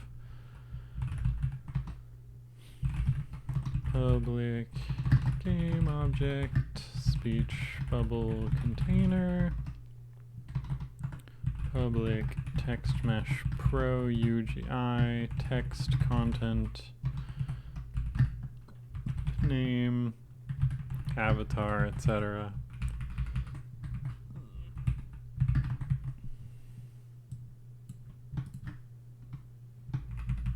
Let's leave the start for now. We'll use it in a second. But here, now we can go ahead and let's put our speech bubble container here, which is what we will enable or disable showing the content with, and then also the text, which we'll stick in. So we also want a prompt stranger problem prompt, and that's what we'll use to generate the text with, as we saw. It's this guy here. Is there anything in here that mentions being a farmer? I feel like we should try and increase, maybe we just up that temperature a little bit and see if that helps at all. I mean, we'll tweak it later as well, just to make sure we're getting different problems each time. But it'd be nice to see some other problems now, just out of curiosity. But let's say our NPC problem prompt goes in here, and then on start we can say NPC problem or stranger problem dot generate coroutine,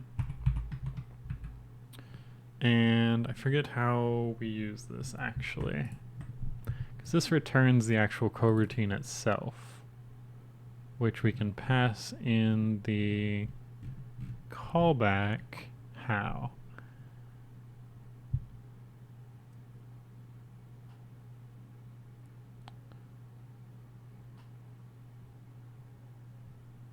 I think what we want is coroutine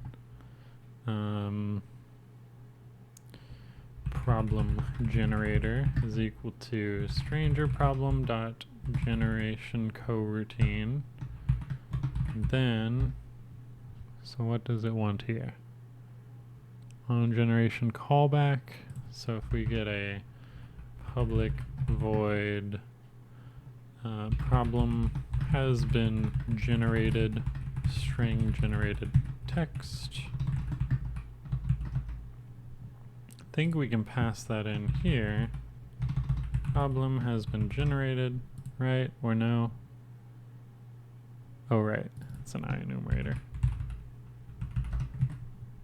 Cool. So this will create a coroutine that uses our prompt that we set up, and when it has generated text, we'll pass that text to whatever function we pass in here. So problem has been generated. We can go ahead and start coroutine for problem generator, which will have it run in the background and not block any other Unity stuff or the player's interactions or anything. And then when it does get a problem, we can go ahead and let's add a public interface for public void add NPC problem, and we'll just really call that from here, but we also want to be able to call that from like the game manager and stuff if we want to hard code in any problems.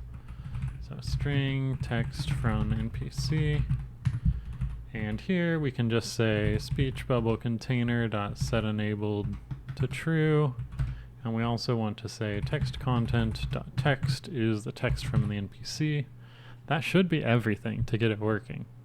So it's actually super simple. When you create the prompt, you set it up here and then just define a callback method that takes the text that was generated from your prompt and does something with it, and then you start a coroutine to run it in the background.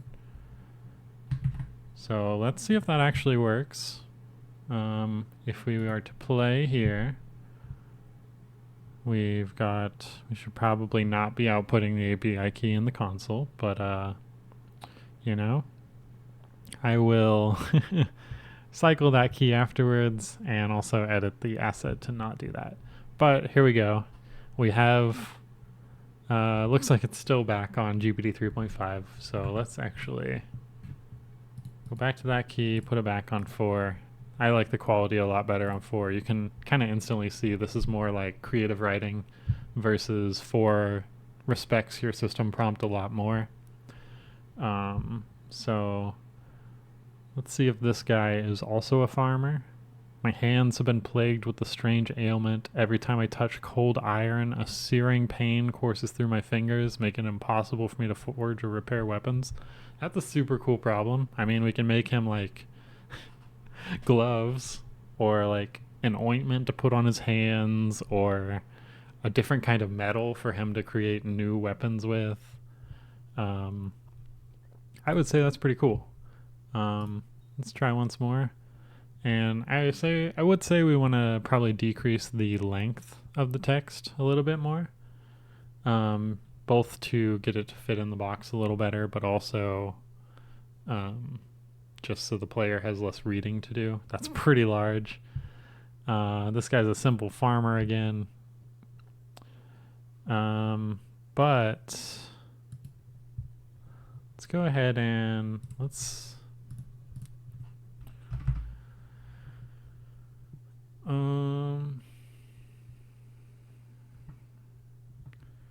please only write 4 to 5 sentences at most. You know, maybe that'll be enough to do it. But what we'll end up doing probably is eventually having a little bit more animation and stuff, so it's not just text that shows up eventually. We'll probably have like maybe a picture of your door, and then when the generation finishes completing, maybe the door animates opening, or you get like a little knocking sound or something, and then the person's character's face comes in, and then the text comes in. So we're really focusing on the actual tech of generating the text and getting it all in place, and we can always style this later. I'll get it all prettied up and I'll put it on itch for everyone to play later.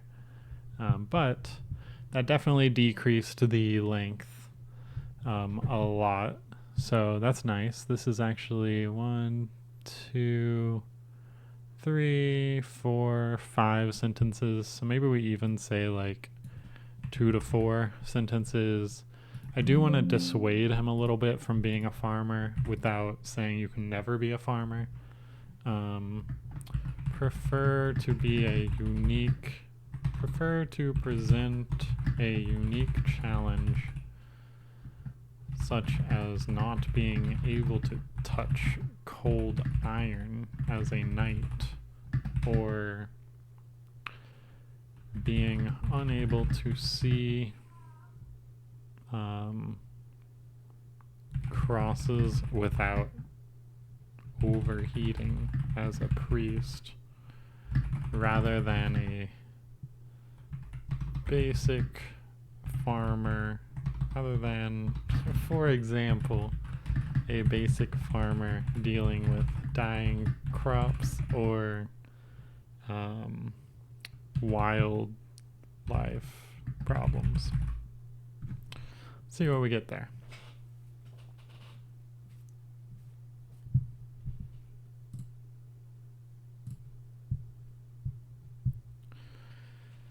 Alright, this guy's a knight, sworn to protect this realm. He's been cursed and cannot touch cold iron. So I feel like, maybe we don't want to give these exact examples, but for now let's just say don't use those exact examples. Come up with other problems. We can just keep adding in more and more to the prompt, but for now, like, we have some variety. It's fine-ish. We are now generating prompts that the user is responding to. They can be, while there's nobody at the door or whatever, they can be exploring and kind of creating new elements while they're going. And then somebody shows up and they're like, oh, what is this? I'm a humble minstrel whose voice has become as coarse as gravel, rendering me unable to perform at the town's gatherings or please the noble courts. Could your alchemical prowess perhaps offer a remedy to soothe my ailing voice and restore the harmony to my life and to those who find solace in my songs? Yeah, probably. You want some, like, water, ocean and steam. You got rainstorm and air. A breeze shower. That sounds pretty nice for your throat. Let's add in a little bit more water. Maybe not. Well, maybe we could do some rain and steam. See what we get there. You got clouds. This is probably going to make rain clouds with storm. Maybe breeze shower with storm.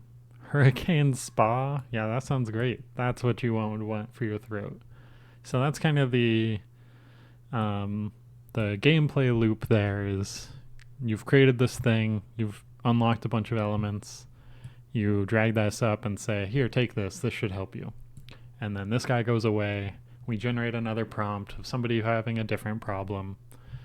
The kind of game design question I'm thinking to myself now is, do we want to like consume these at all?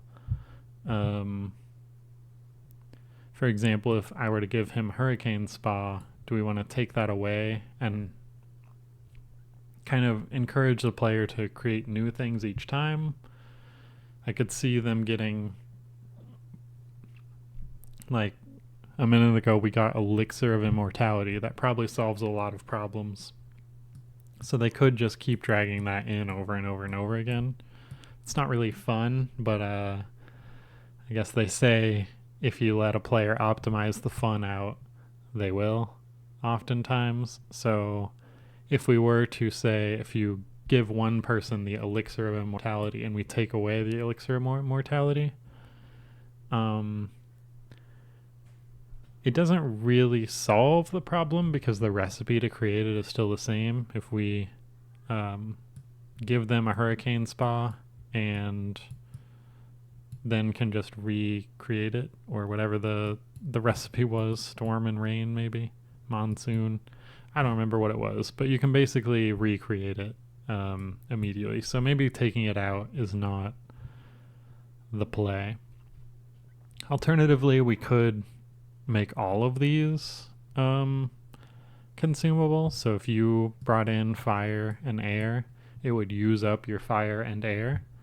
And then if you could bring them back out and add them back to your like inventory or your backpack or whatever. But then if you combine them to make steam, you just wouldn't have fire or air anymore. I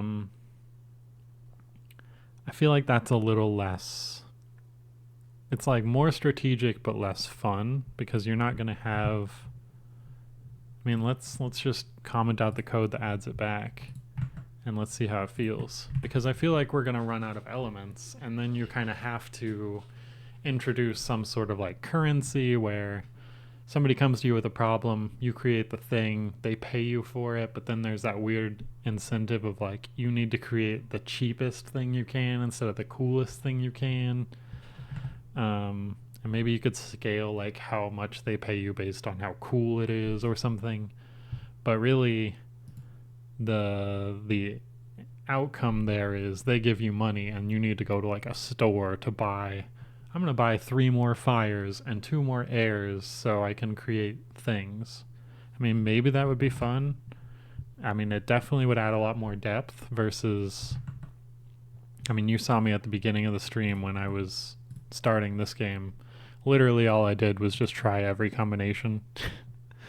Just bring in water, combine that, see what combines. Like, I recognize that I would probably have more fun if I thought through each specific thing and was like, ooh, yeah, I bet steam and flood will produce this. But the problem I have, specifically with this game, is if you spend that mental effort and say like, ooh, yeah, this is going to be a really good generation, I expect steam and flood to produce geysers, and then you try and combine them and it doesn't do anything, like, that feels bad. And now you're kind of like, I don't really want to pay that much attention to these other combinations because it was just a waste of thought, a waste of time. So I think having combinations for everything will help a lot with that, which we have. And I think I don't know yet if we want to, like, if you bring in earth, it uses up your earth and you need to go get more earth from the store or whatever. Let's see how that feels. Let's go over to our, where do we do that? So here on the in drag, what we are doing here is creating a copy. So if we were to not create a copy of it and not revert the one we dragged back to its original position, all we do is we say if was an element list panel and the new destination is in the workspace panel, we're just going to say object rect transform dot set parent to game manager instance workspace panel.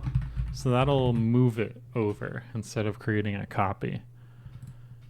So let's just see how that feels if we have a limited amount of elements and we're combining them.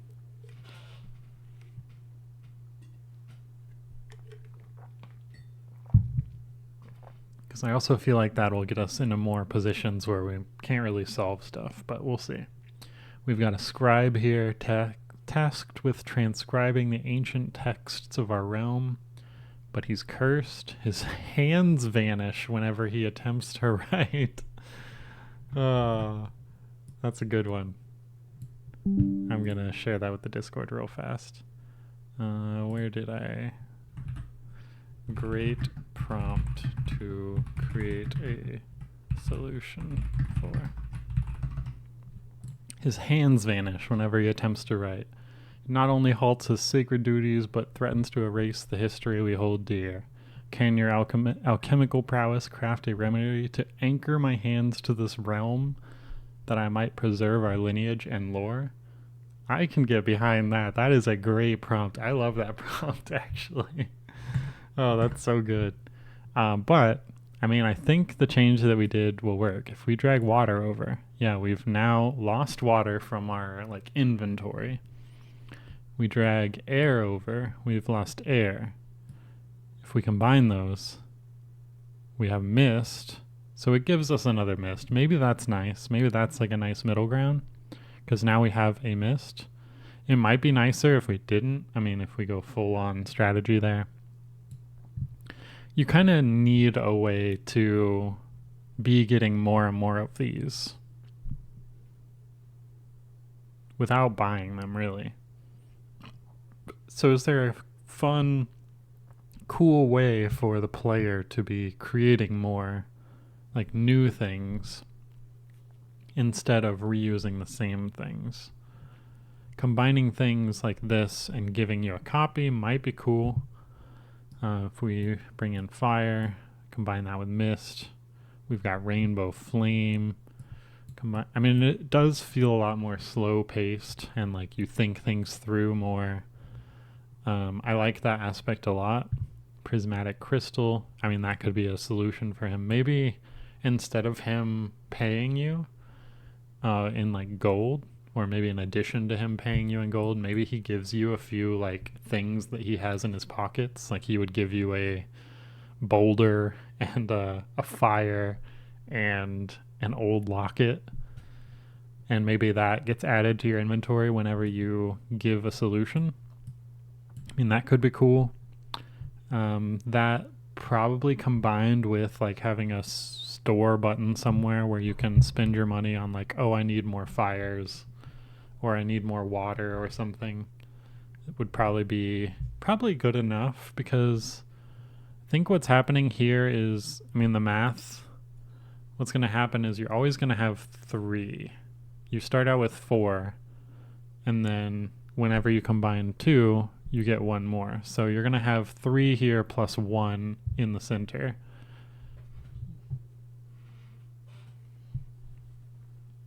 Unless you bring in more to like the workspace.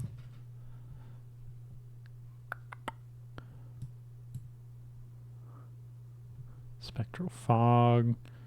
I like prismatic crystal. So like it is also nice to kind of have that scarcity of I probably want to give him this, but I want to see if the other things that I have will produce something better. So I don't want to use this in the combinations. I want to like tackle the problem from a different approach, which I think is a really cool mindset to have. But I also recognize that we got the copy of prismatic crystal for creating a prismatic crystal. So we could use this if we combine it with spectral fog. We got a rainbow mist. We could still give him our one spectral crystal left, prismatic crystal. So I'm kind of digging this. Like, I think it definitely needs some tweaks, like some gameplay, make it feel a little nicer. But I think this is way cooler than just having the long list of stuff that's constantly expanding, and then you always have like a solution, or you're 1 or 2 steps away from a solution no matter what the prompt is. I think this is really cool. It's very creative feeling and like strategic, and we just need a way to, well, that, I guess we commented out that code that snaps it back. We just need a way for the player to get more components. And I think a store is one way. It's kind of dumb to add currency and go that like super bland route. But this guy giving you more components whenever you complete a request is a lot cooler, I think, because it's like effectively a slot machine. You're getting random stuff. And if we do the math on that, if we start with 4 things, that's going to mean we always have 3 here and 1 here. But if he gives us 2 things as a, well, what would happen is we give him this. So we now have 1 fewer thing. This effectively becomes 2 things here, 1 thing here. In order to break back even, he needs to give us 1 random thing, which would be here, and then we're back at where we started. But if he gave us 2 random things, then every person that you help, you're building your collection further. You've got more options. If you give him something and he doesn't like it, then you get into a bad spot in that situation where you have 2 things here and 1 thing here, and you're really limited on what you could produce. So now he's taken this prismatic crystal, he doesn't like it.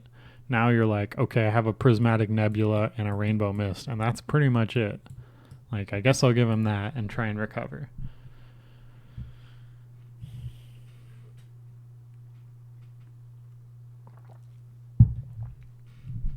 So I think what we should do is probably just structure it as you give him a thing, promise that it will work, and he is always happy and says, okay, I will give that a try. Here are some random things in my pocket. It's not much, but it's all I can pay you with. And you get a few more pieces in your pocket that you can craft other stuff with. So let's do that. I do like this change that we have, where you don't get back the pieces that you craft. I do want to just do a little comparison real fast. Let's comment out the change we made to make that possible and bring back the original code and just play real fast to see how that feels in comparison the other way. So here, somebody's going to show up. We've got all these elements, which we probably want to make sure are always available almost for free in the store. But now we've got a bard. His voice is quiet under the moon's light, so he can't sing at night. That's really cool as well. gonna steal that one as well. Oh, some of these are pretty good. So maybe that makes it a lot easier to combine multiple of the same element. So we get some whispers. That makes a lot of sense. Maybe fire and whisper, whispering flames. Maybe throw in some water. Mystic steam with whisper. Enchanted fog with whisper. So you get a lot more of like, it's still creative because you're kind of working like one at a time and there's always a result, which is different from a lot of other alchemy games. But there's a lot more repetitiveness of like, I'll just add whisper to things and see what it does. I'll add whisper to this and see what it does. And maybe I'll add whisper to prophetic murmurs. So you got the oracle's echo, and then you have this huge list of things that you created. And it would be, we could clear that list after every time, but I feel like then it would feel a lot more repetitive. Because now the next person comes in, you have the same recipes, you're starting with fire, air, earth, and water again. You're creating the same things that you did the last time. I think it's a lot cooler if that like window shifts with the things that you have.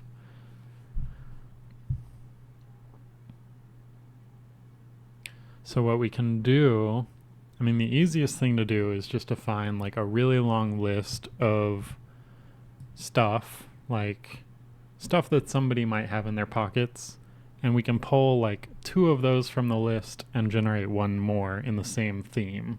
So if we talk to this guy and we gave him what he needed, prophetic murmurs, and he's like, okay, great, thanks, this should work. Here's some things in my pockets that I'll pay you with. And the things are from our list. He gives us, what's a good example? Like he gives us enchanted fog and mystic steam. So if those are the 2 things we pull from the list from him, then maybe we generate 1 more that, it might even be the combination of the 2. He also gives us ethereal mist as his 3rd item, and then we are generating more and more items as the game goes on as well, which is cool for that sort of like breaking out of the developer's box mindset. Like, I can add as many items as I want, but there will be an end to that. But if you then power it by AI at that end, you get that nice high quality from the start, and then players that have kind of understood the system and are ready to tackle it again in a different way, they can start creating more and more items and go past what I, as the developer, intended. So I think that's pretty cool. I think it was really cool to test out both ways, because I don't think I would have switched over to this approach if I didn't try it out, because it doesn't sound more fun on paper, but I think limiting those options and making the player think a lot more about their combinations, I think that makes it a lot more fun. So let's just do one quick one in that approach. You consume these whenever you use them. This guy is a bard, soothes the fiercest beast. His voice has begun to falter. He just can't sing as well. So let's mix some water and some air. I think we'll want more like starting items if this is the case. Like, to get to something that solves a problem, you probably need to combine quite a bit. But maybe like mystic marsh mixed with fog. Like, we've kind of put ourselves in a spot where we're struggling to get something. Like, we don't want to add fire because it's probably not going to help. We don't want to get ourselves in a dead end. So maybe we give this guy, like, we got enchanted mist at the last second. I'm sure that probably works. And he's like, okay, great. just inhale this and it's fine.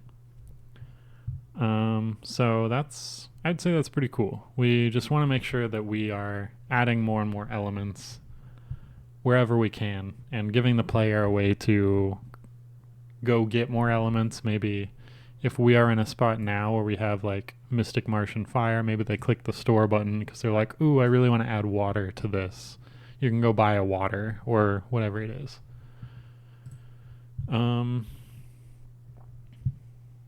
But I think that looks good. I think let's go ahead and add in our way to give them the item, that slot there. And I think that will close the game loop. We'll just want to then focus more on the player quality of getting more components, and we'll add that currency and stuff like that. So let's add this so the game's at least playable. Somebody can just open it up on itch and start generating elements, start giving them to people, and getting more back. So let's add a panel, and we'll just kind of placeholder it for here. And I'm going to take a quick break as well, but let's... Alright, that looks nice and centered. I'm going to use the restroom. I'll be back in just a minute. Thanks again for joining me. My name's Andrew. I make games at Chroma Golem, a game studio that focuses on AI in games and unlocking these new kind of mechanics that weren't possible previously. So if that's interesting to you, we just actually released our AI API for other developers to use yesterday. So that's what we're building in this demo today. You can check it out yourself at api.chromagolem.com. You can sign up, you get 10,000 tokens for free, and you can add more. It's super, super cheap. It's like basically the same price as OpenAI. But yeah, check it out. I will be right back. I'm going to go to the bathroom, and then we will close out this game loop. Thanks.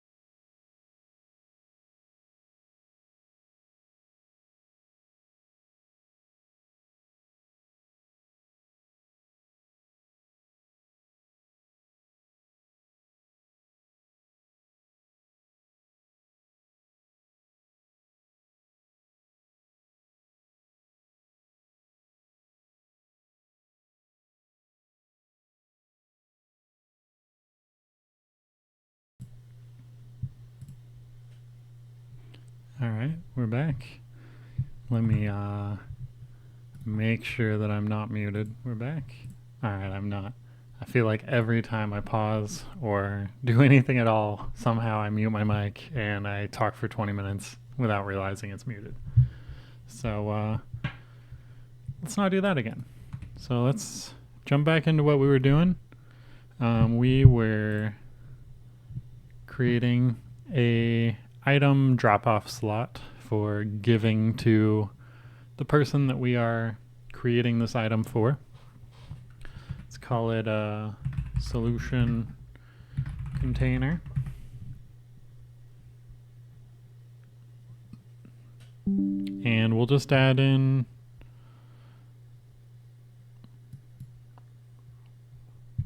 that as a valid drop point in our unwieldy drop logic.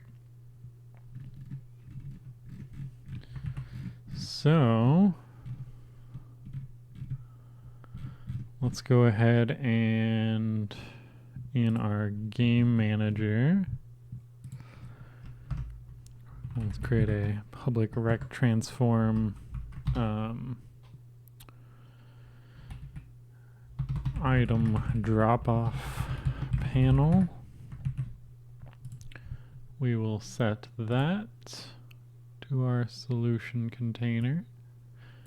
And then in this on-end drag method, we can just do the exact same thing of bool new destination in item drop-off container. And actually we gotta copy a little bit more.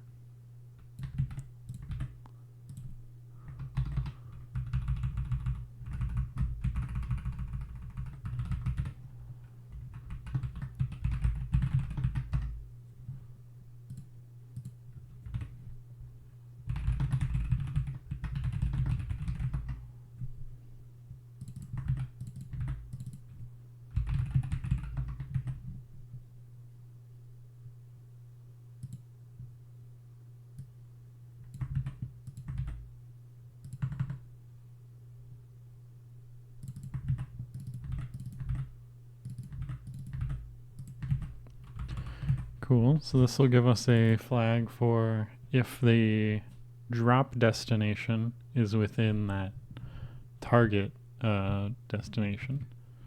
So this might be a great time to start breaking some of this out into other functions. Let's go ahead and create some of those. Let's say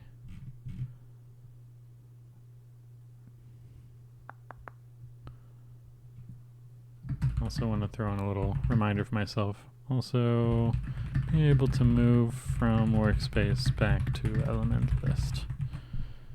But if we are combining elements, we need a function. So private void combine two elements on drag. We'll see what we need to pull over, but here we can bring all that in and say combine two elements on drag, and we will be passing in our, what is collided node? A node controller.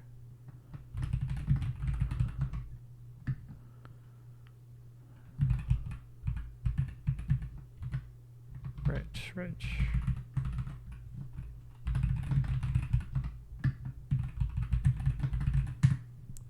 And we probably also want our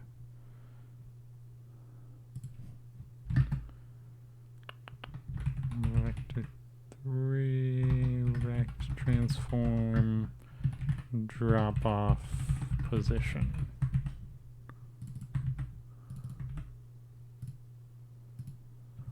Call that drop off transform.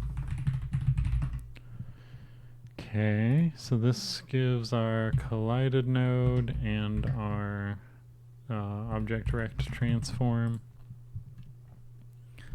So that's kind of nice to pull out.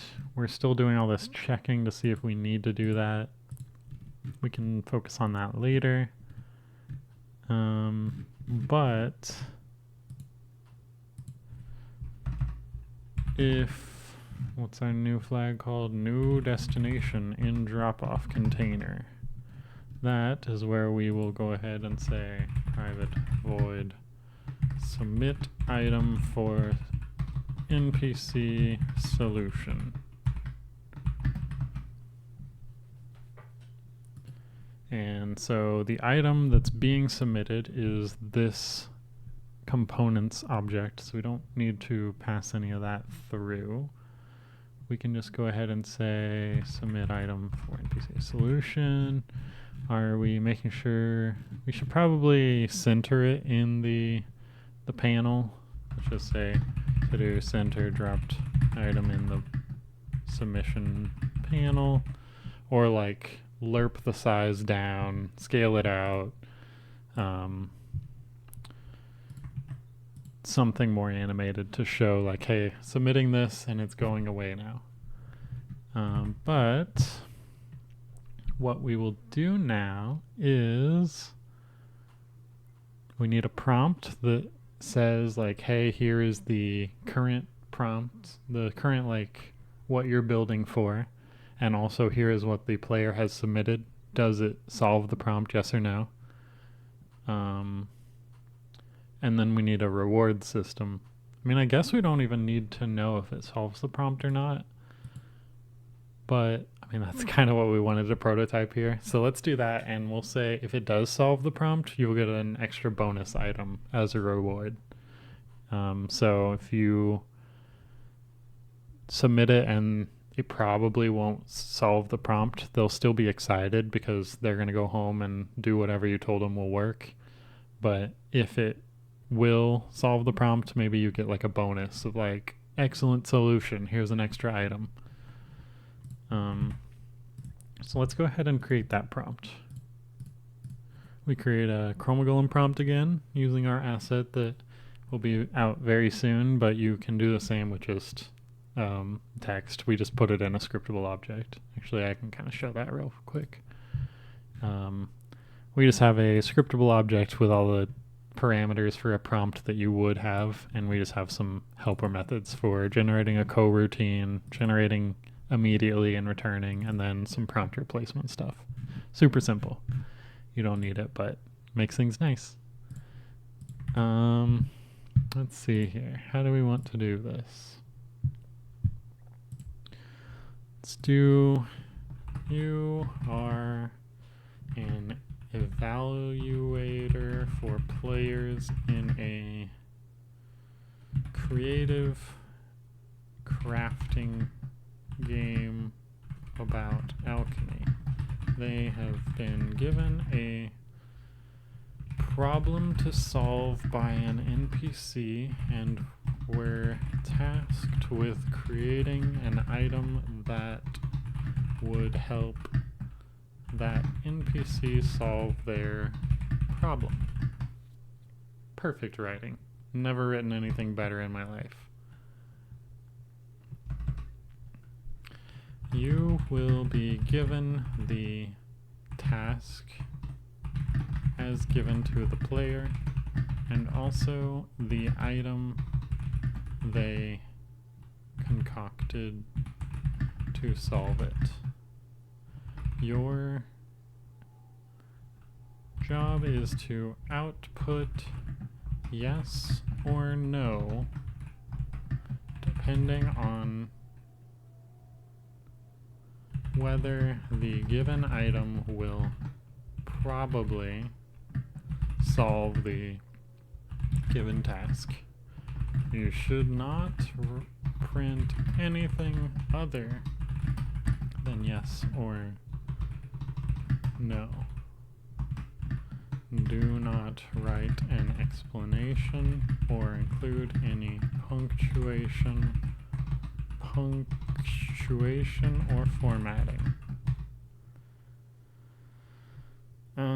Cool. That's probably fine. We say, here is an example. Examples. Task. Let's grab one of these guys. Bring it off stream and I'll just rewrite it. Can't copy and paste from a screenshot, unfortunately. Sounds like something a Mac would be able to do, though. Probably. Task. I am a scribe tasked with transcribe. No, that's a little bit less of a obvious one. I am a weary bard afflicted a peculiar curse. My voice fades into silence under the moon's light, rendering my tales and songs impotent and leaving me invisible. A nocturnal world of minstrelsy.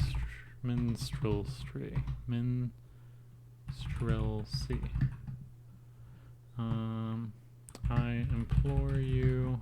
You know what? Let's leave that off.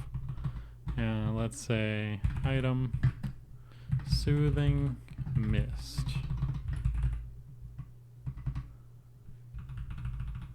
And we'll say example input.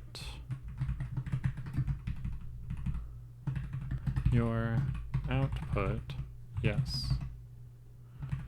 Example input.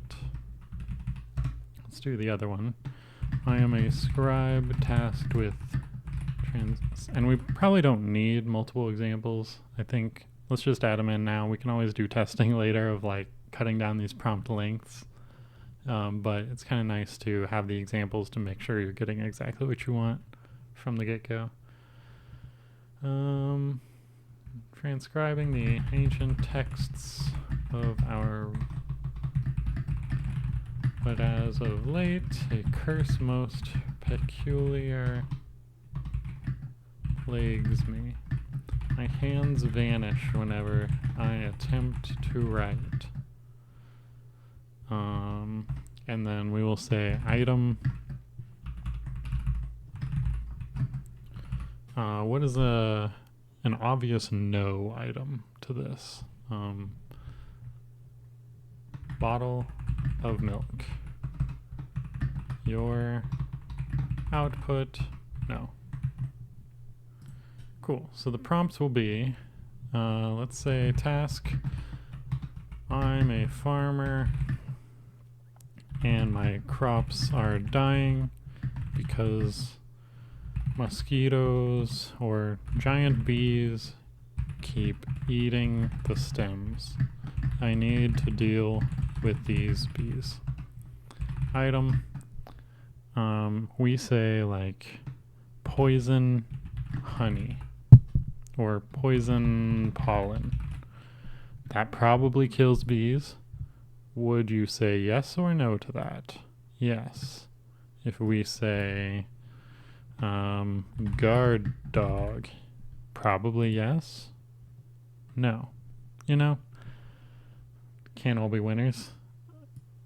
Probably, I mean, a dog can't chase down bees, I guess. I don't know. Let's say the moon. Surely that's no. No, okay. And then if we were to say poison honey, which sounds like a good response, but I think bees don't eat honey, or maybe they do. I mean, that would deal with the bees too. So this looks like it's fine. We'll go ahead and make these tokens we can replace. We'll call this task. We'll call this item. And then we can go in and run this prompt to get yes or no back, and then we can handle the game flow from there. So here, our string submitted item name is our element name, and our string task is probably grabbed from our stranger manager. Let's say public string current task, and we'll make that a singleton as well. And then add NPC problem, we'll set that so we can grab it. Current task is equal to text from NPC. Cool. So here we can say stranger manager.instance.current task, and then we can populate our prompt with these values. So we say prompt filled out prompt is equal to, what's our, oh right, it's on game manager, I believe. Maybe not. Where did we store all our prompts? I thought we were putting everything in the game manager, but you know, let's start now. Public prompt submitted item solves task.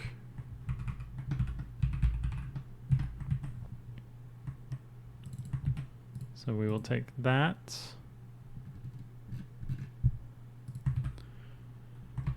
From the game manager. Fill prompt with replacements. With these replacements. And we say task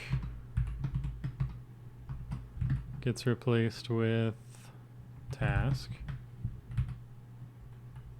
And item gets replaced with submitted item name. Okay. And so this guy, do we want to wait for this to finish, or should we do this in a callback? I think we can wait for this to finish because we can just hide the NPC dialogue and then we'll show his response, because I think it'll be a few chained responses. We need to get yes or no based on whether it solves the task, and then from that we also have to generate dialogue from him that says like, oh yeah, I'm excited for this, I hope it works, versus like, oh yeah, this is amazing, what a good idea, here's some rewards. So we'll go ahead and make that a asynchronous thing that happens. And I think what we'll do is, let's take a look at our stranger manager, see if, I mean, it could live over here as well. Like, maybe we should be passing, I mean, all this should live over there to begin with.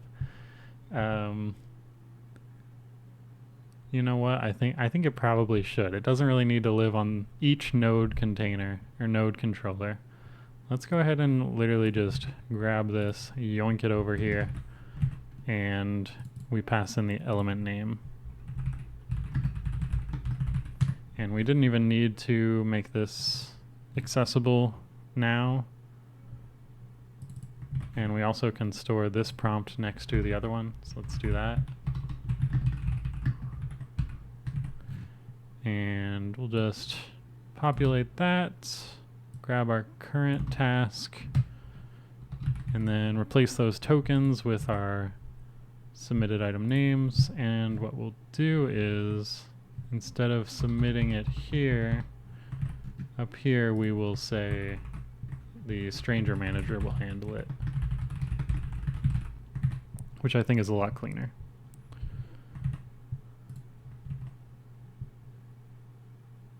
But we do need to pass in element name for the current element, right?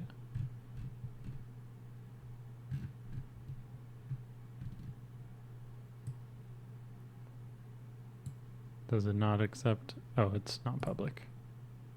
Right. All right, so that should be fine. And then what we'll do is, while it's generating, we'll probably, let's load this up so we can take a look at the UI.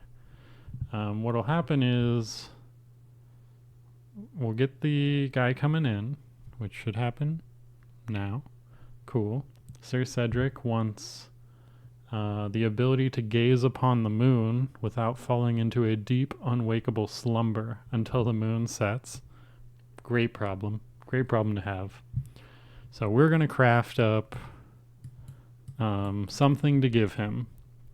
We give him, I don't know, like fire mist rainbow flame. We put that in a bottle, say, here's essence of rainbow flame. We put that up there, and what will happen is we don't want to hide this quite yet until we have something new to display. So maybe we just like animate the borders of this to say like, hey, something is happening, like we're generating the next text to display, or really just telling the player like, hey, you dragged this in correctly. You didn't do anything wrong. Just wait a second. So we'll drag that in. We'll fix this bug, and then we will get a yes or no. Does this solve this problem? And then we will generate another text, like a sayonara text, sayonara, and we'll replace this for, 5 seconds, however long, so the player can read it. Then the whole thing will disappear, and then we'll generate a new NPC to come in with their own problem. And then when it disappears is probably when we also want to handle the rewards. So they'll give you a few more items that you can craft stuff with. So let's fix this bug. Let's get this triggering correctly so we can close out this game loop, and then we can make things much nicer. All right, we didn't set the prefab on. Where is our stranger manager live? Oh, he's over here.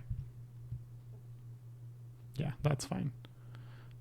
So NPC problem is not what we want. Our prompt is actually, does this item solve this problem?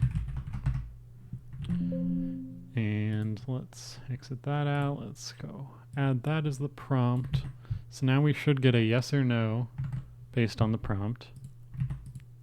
Let's go ahead and run that. So we'll say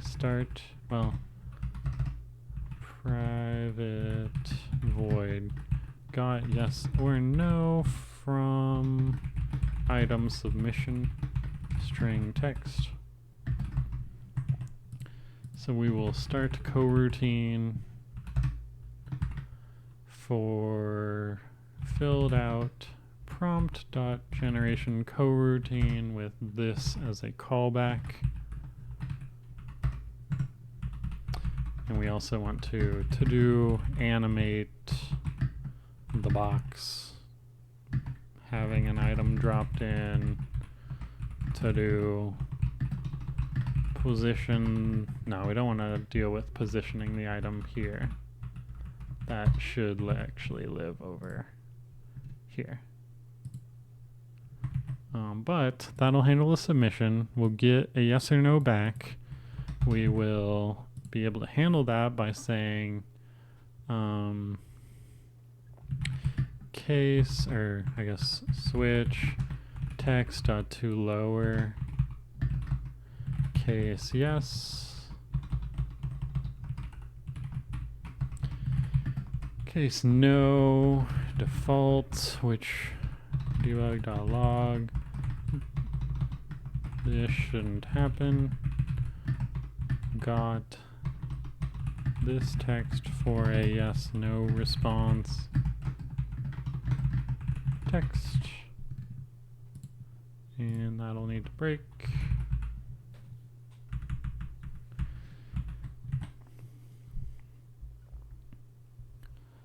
So maybe we could have two different prompts to generate the NPC's response back.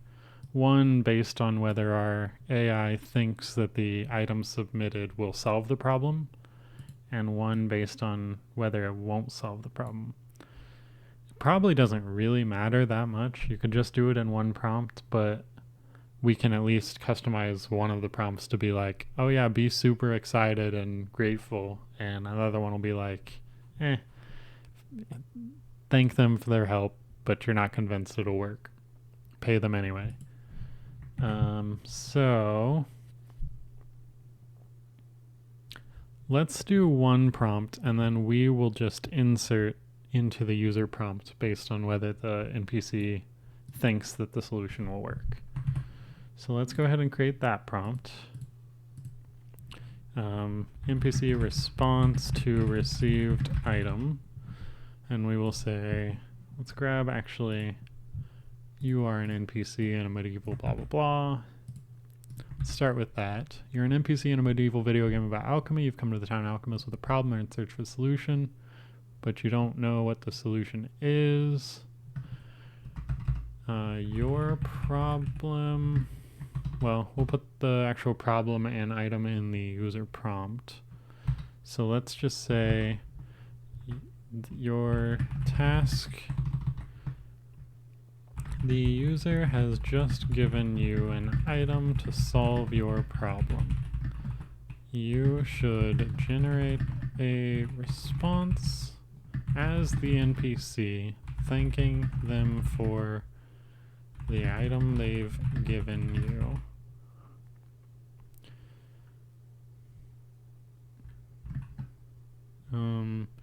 You should also say,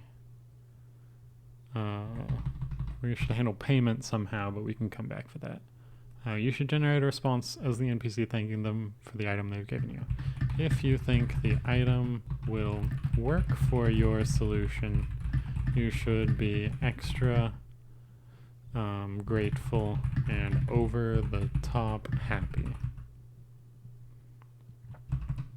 The original task you gave and the item given to you will be specified in the user prompt. Cool. So now we can say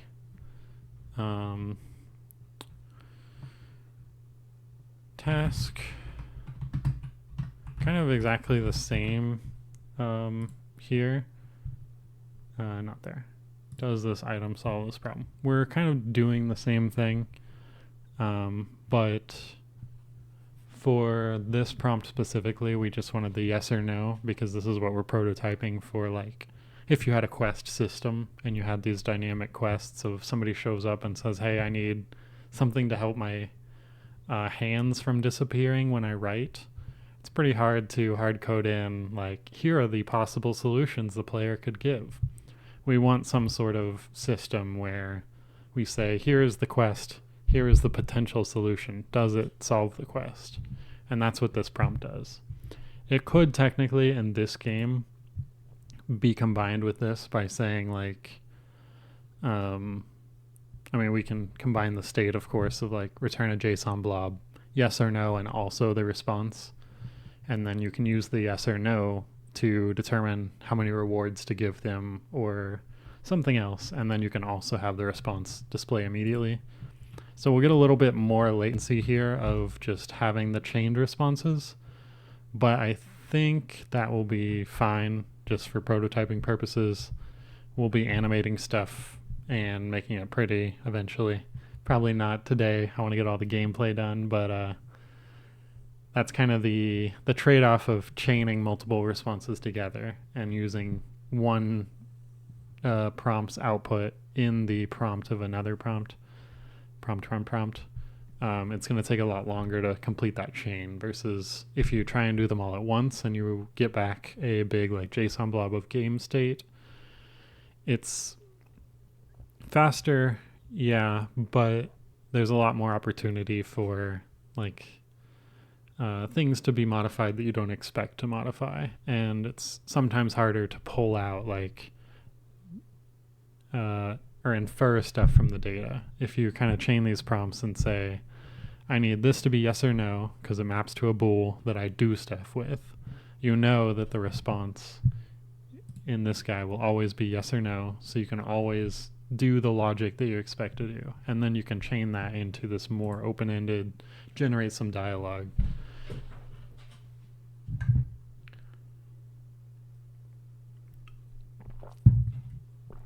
So let's do that. We have item, and do you think this item will solve this task? Success. So let's actually, before we put in these tokens, let's take this guy let's see what the output actually would be. So if we put, I'm a scribe, my hands are disappearing, the player has given you a bottle of milk, and you don't think this item will solve this task. What is the dialogue you will say back to the player?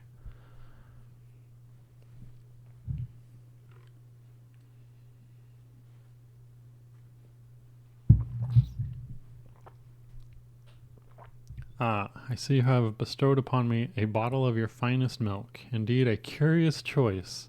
While I am grateful for your generous gift, the milk appears to be of exceptional quality, I must confess. I am somewhat perplexed as to how it may assist. Perhaps there's a hidden property. So he's still like accepting it. I extend my deepest thanks and shall cherish it, hoping it may in some way help. That's perfect. So if he says that and then leaves, and leaves you some items as payment, that's totally believable. Like, you as a player got to see, like, ha ha ha, I gave him something stupid, and he knew like it probably wouldn't work, but is trusting in you anyway. But if you were to give him a bottle of milk and he does believe it'll work, I want to see that response as well. And we probably also want to give it a little extra line in the system message saying like only do 2 to 4 sentences or something. That's pretty long for a goodbye message.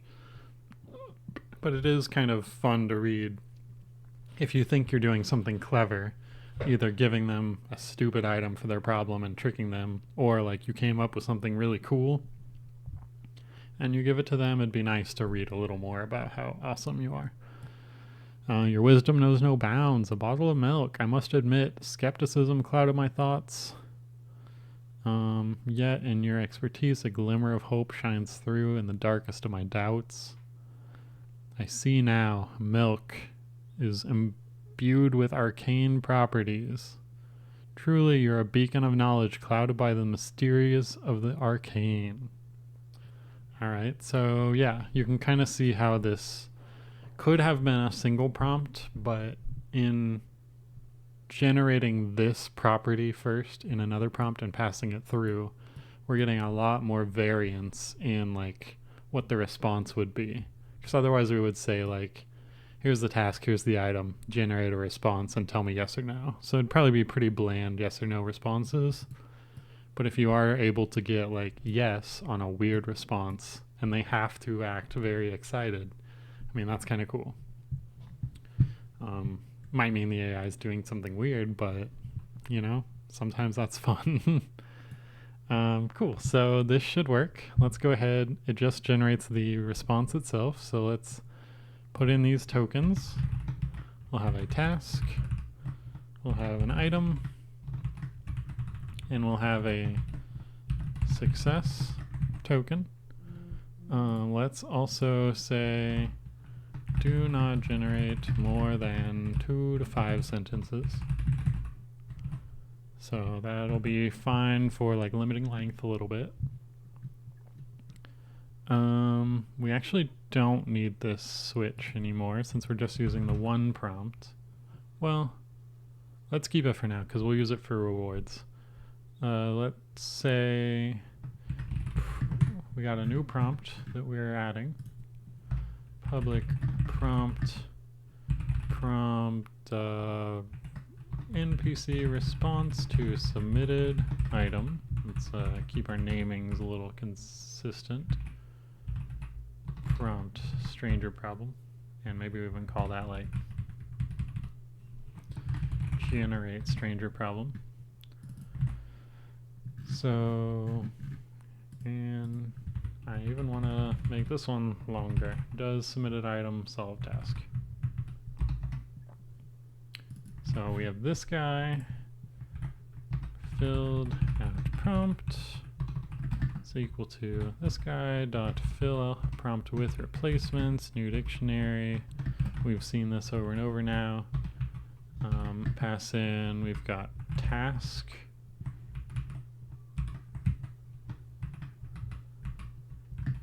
Fill that in. We've also got item.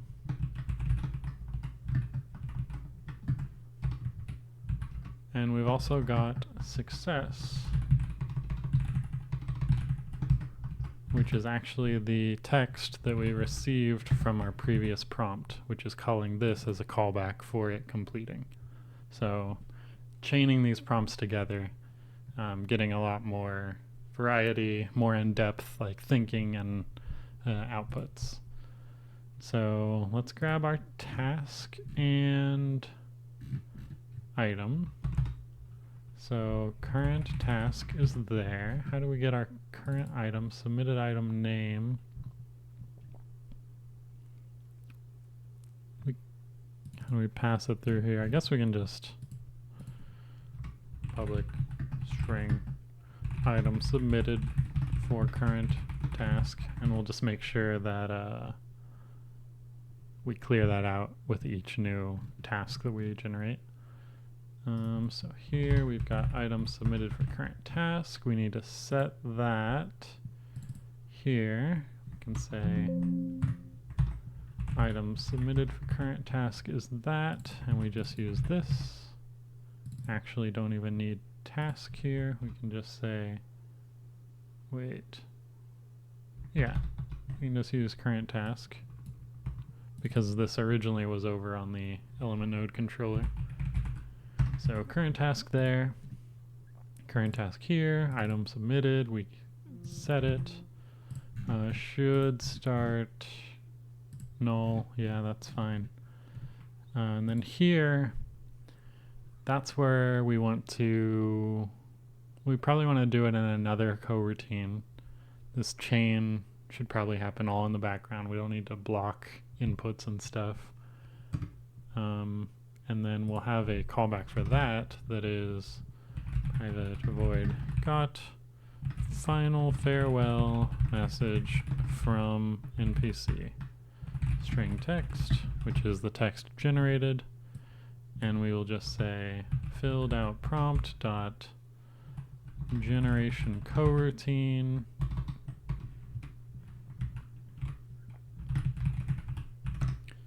using this as our callback. That'll return the coroutine, but we actually need to start the coroutine.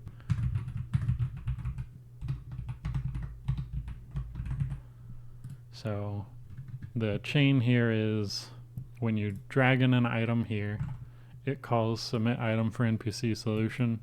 We pass in all that data. We get a yes or no back from that, and pass that yes or no through to got yes or no from item submission. We pass all that again into another prompt, which is a little redundant, but is just a good example of chaining prompts because we're using the generated text from this prompt in this prompt. And then finally, when we get our final farewell message, we can display that in our speech bubble stuff. So let's make a method for displaying the NPC's message, which probably going to replace add NPC problem, but let's just write it out first. Display new NPC message, and we'll say string NPC message. I guess it's slightly separate because this is adding an NPC problem, which we are wanting to do whenever we generate problems, but it also sets the message, so we can just do that and say display new NPC message with our text from NPC, but it also stores it in the current task, and we also want to make sure that item submitted for current task at that point is string.empty. So that'll override it every time we get a new problem. Let's rename this to be a little clearer. We were mixing like task and problem. Let's say start NPC task. I don't really like the name task. Let's call it quest. And then where else do we have task? Prompt does submitted item solve quest. Current quest. Item submitted for current quest. You know, we might as well go update it there too. We'll say quest instead of task. Let's go update our prompts. So we've got quest. Actually I think we do want task here, because I think from the LLM's perspective, task is a much smaller scoped thing. It's really like, here is a single thing to be done. Does this thing do it? Versus a quest, I feel like they could go off on tangents and be like, oh yeah, you did this, but now here's the next step. Here's the next task even. So let's go ahead and keep this the same. But we will update the actual token name that we'll replace, just so it's consistent in the code. And then we got recipe there. Let's add in quest here as well. Cool. So now we've got the final message. We can go ahead and say display a new NPC message with that text.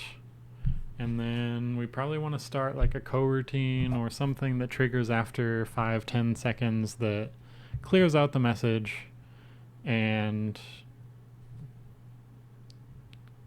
tees up the next NPC to come in.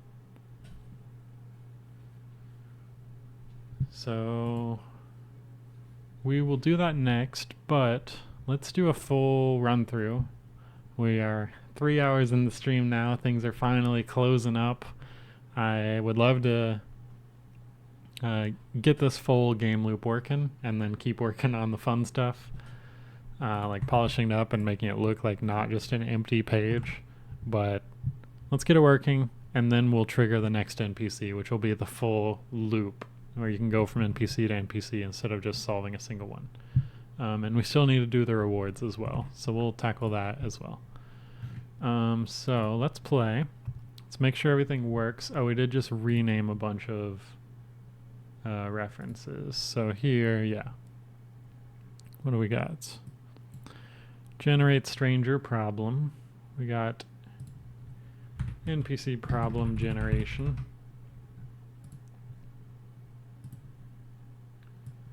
Let's put that guy in there. We've got does submitted item solve quest.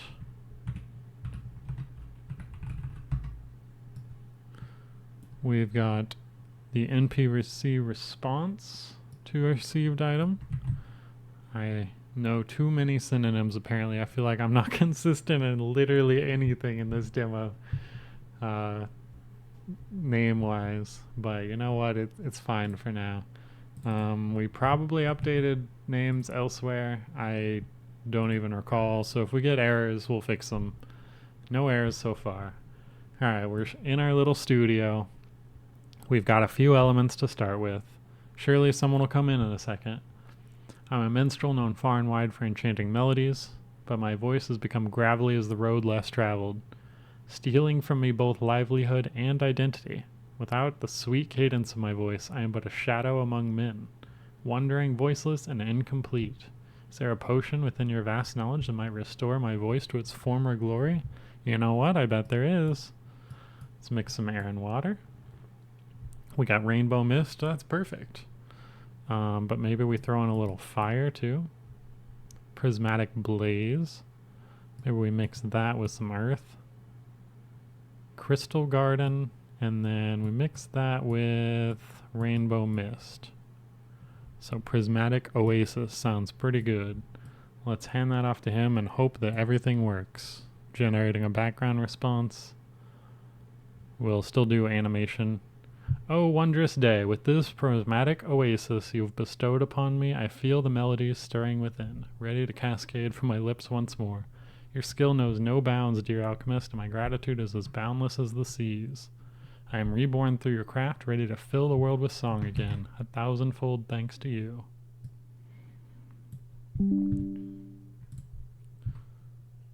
Let's share that with the Discord as well. It's a great response. Good to see things actually working. Let's see here. Told them to be over the top thankful when the item is... when the AI thinks the item will actually work.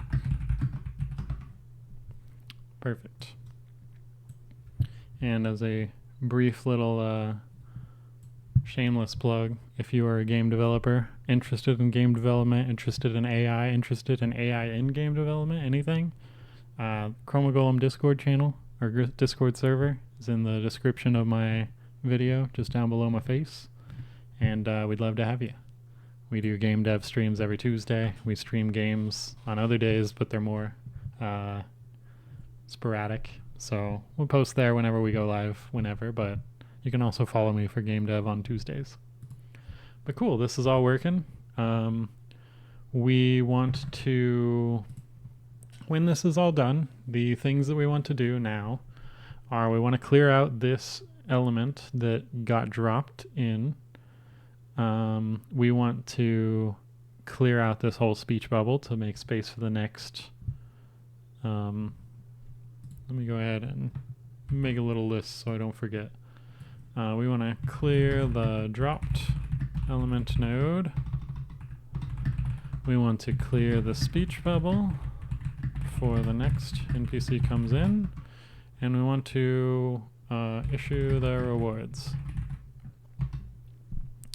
Cool, so I'm excited to do this, so I'm gonna leave it for last. Let's blow through these little small things first. We want to clear this dropped node. So we could do that immediately when we drop it in from the node controller.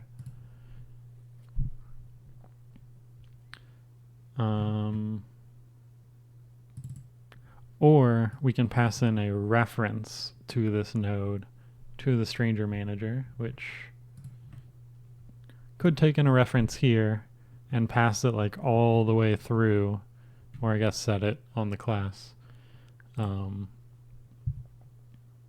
then once we get all the way down here, we could destroy it. I think that's what we'll do.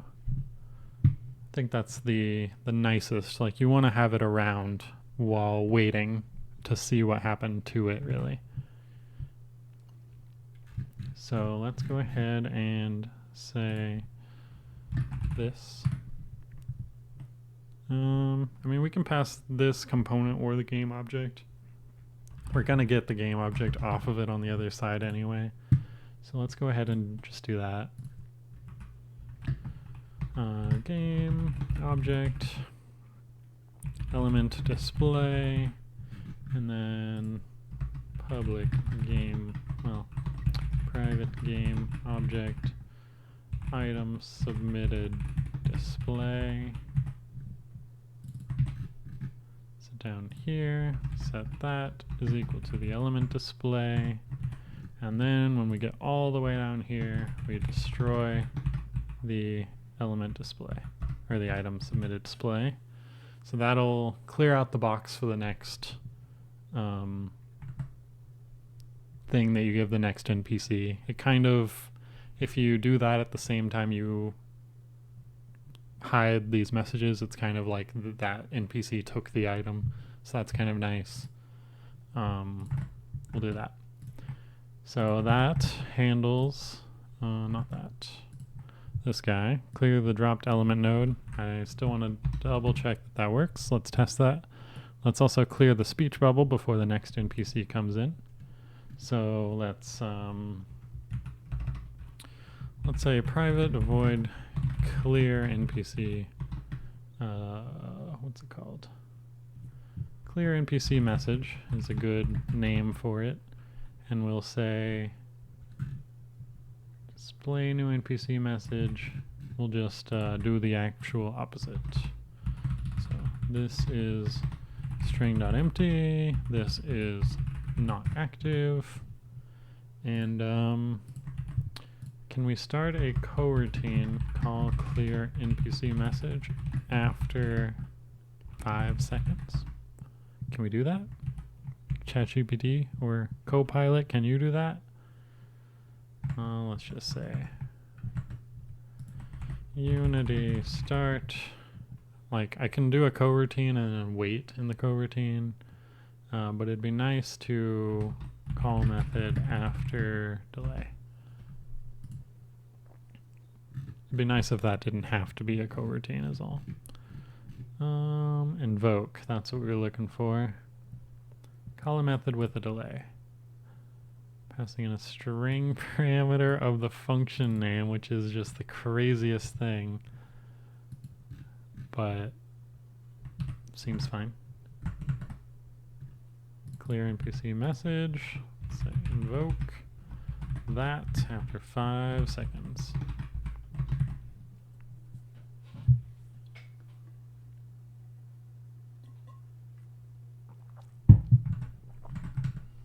Okay, so that should handle this guy. Now before we start the rewards, let's double check that both of those fixes worked. What is this? Invoked using a string literal. Yes. Okay, that's so much nicer. Yeah, I don't want to have typos make runtime errors when they should be compile time errors. Cool. So let's play that real fast. Let's see who we've got this time. Also, as a side note, when we are waiting, we're using the new Chroma Golem API for this, which we just released yesterday.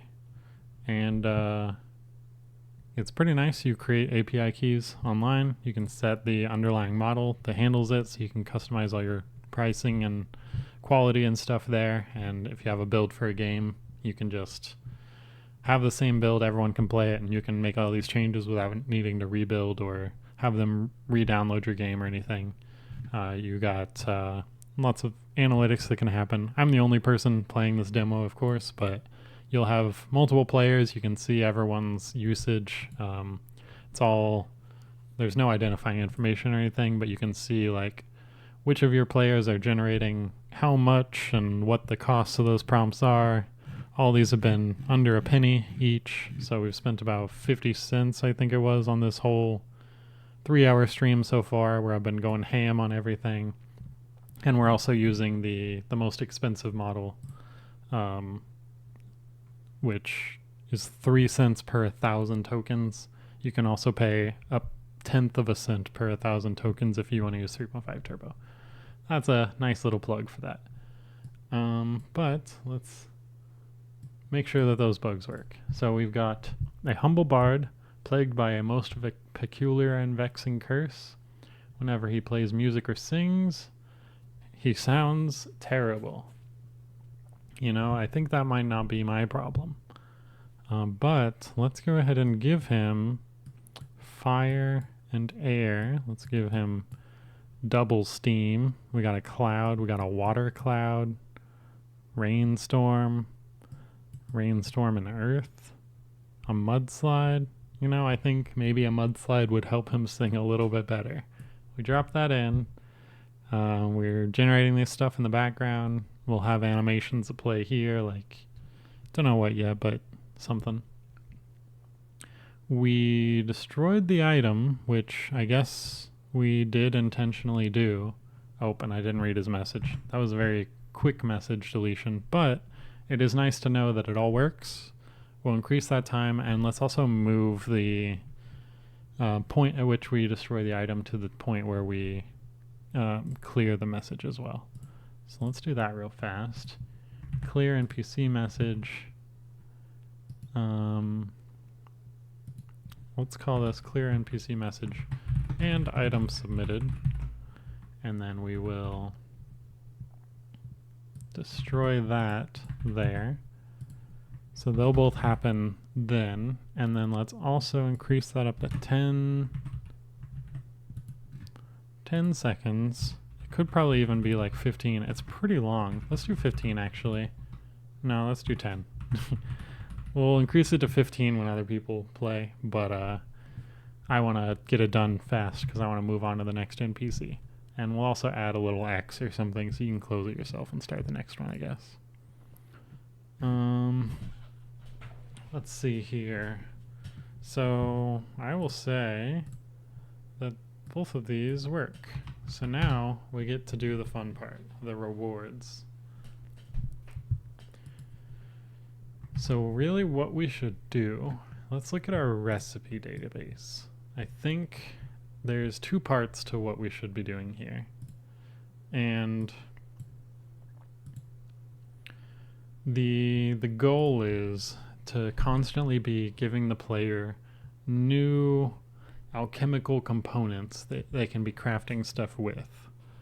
We don't want them to just always have like the same elements and always craft the same things and give them to whoever they're talking to.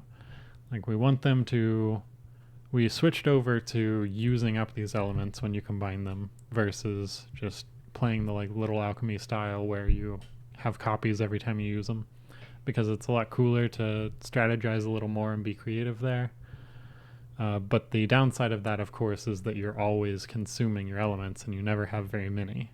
So we want to make sure that they are giving plenty of rewards that are usable and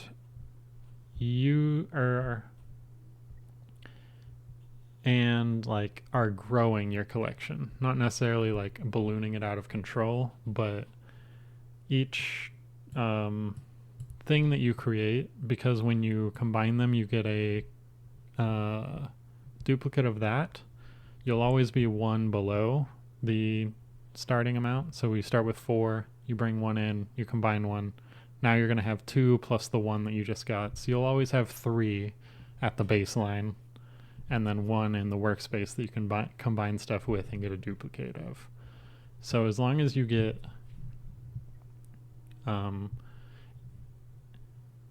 1 back, so if you drag this in here, you'll be down 1. So if you get 1 back, then you're net positive. You're always at 3 here, 1 here. So we want them to give either 2 or 3 back. So every time you help someone, you get new items. And you're increasing. So if you do better in helping someone, you get more items to play with. Versus if you're just giving them a random item, you're getting 2 items. So you'll get more items, like you get +1 effectively every time instead of +2. But the question is, where do we want to pull those items from? Do we want like a long list of potential rewards that could be given out? Or do we want to generate 2 to 3 items from the NPC's personality and quests that they gave? So like a bard would give a pen and a music book and a flask. Or do we want some mixture of, you pull 1 or 2 from the ingredients that you've seen so far, you get a random 1 or 2 back, plus like a new one that's generated. That's a good question.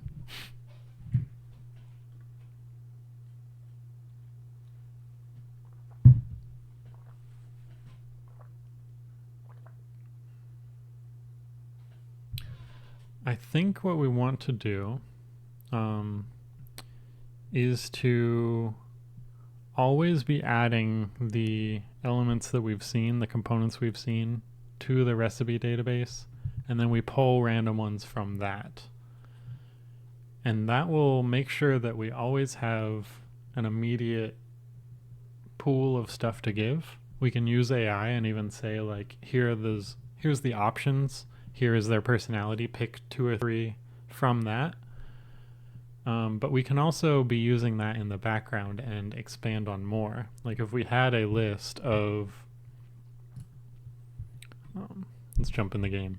If the backend list is fire, air, water, earth, we can have a background LLM generation going on in the background constantly saying, here's the current elements, add 1 more in the current style. So it'll probably add like electricity, or it'll add ice, or shadow, light, whatever. And then we can wait 5 seconds or whatever and say, okay, here's the current list of elements, add 1 more in the current style. So we can be growing that list probably way too fast for the player, but we can treat it as if it's a static pool of content that we can pull from anytime, because we don't need to be generating stuff as a response to something else.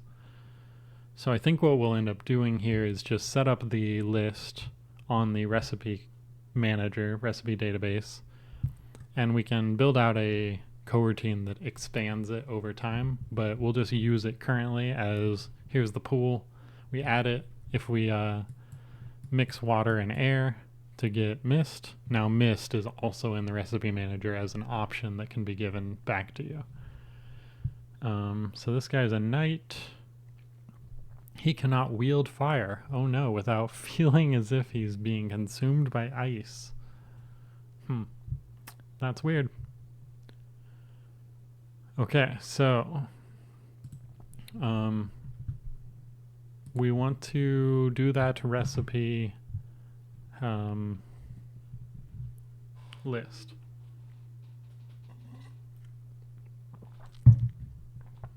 But before we do, we should actually finish what we were doing. In our stranger manager here, we get the farewell message and we send them on their way, but we don't actually trigger the next NPC to come on in. So let's go ahead and do that.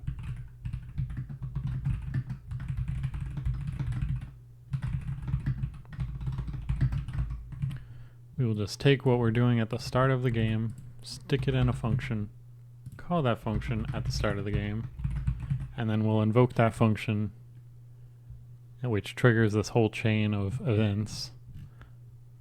Here. Trigger the next NPC to come in afterwards.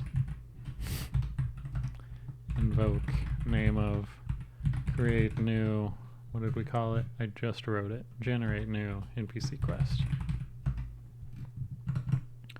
Cool. So that will do what we want, and that'll close the game loop once you've solved a problem for somebody. Somebody else will come in with a different problem. Excuse me, sorry. Been talking for almost 3.5 hours straight. It's starting to get to me.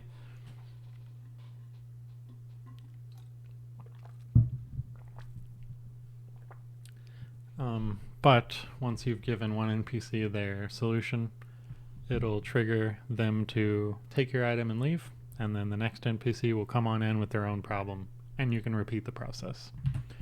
So let's make it more fun. Let's add rewards. Let's look at our recipe database,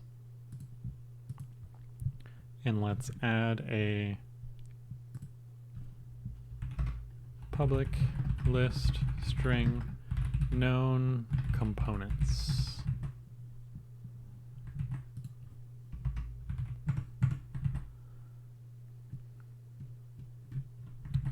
And so here we have our initial components on the game manager. Here.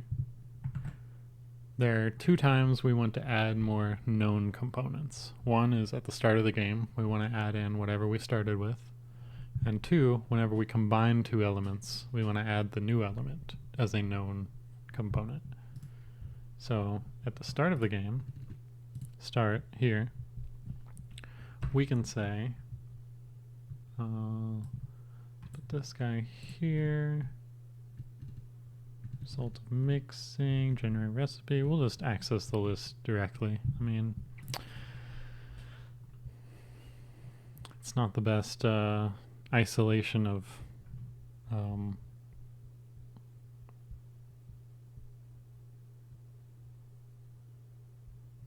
responsibilities, but it'll work for now. Recipe database dot instance dot known components, and you know, we should probably actually just make that a hash set so we don't need to be always checking to see if it already exists in the list and only adding it if it doesn't, because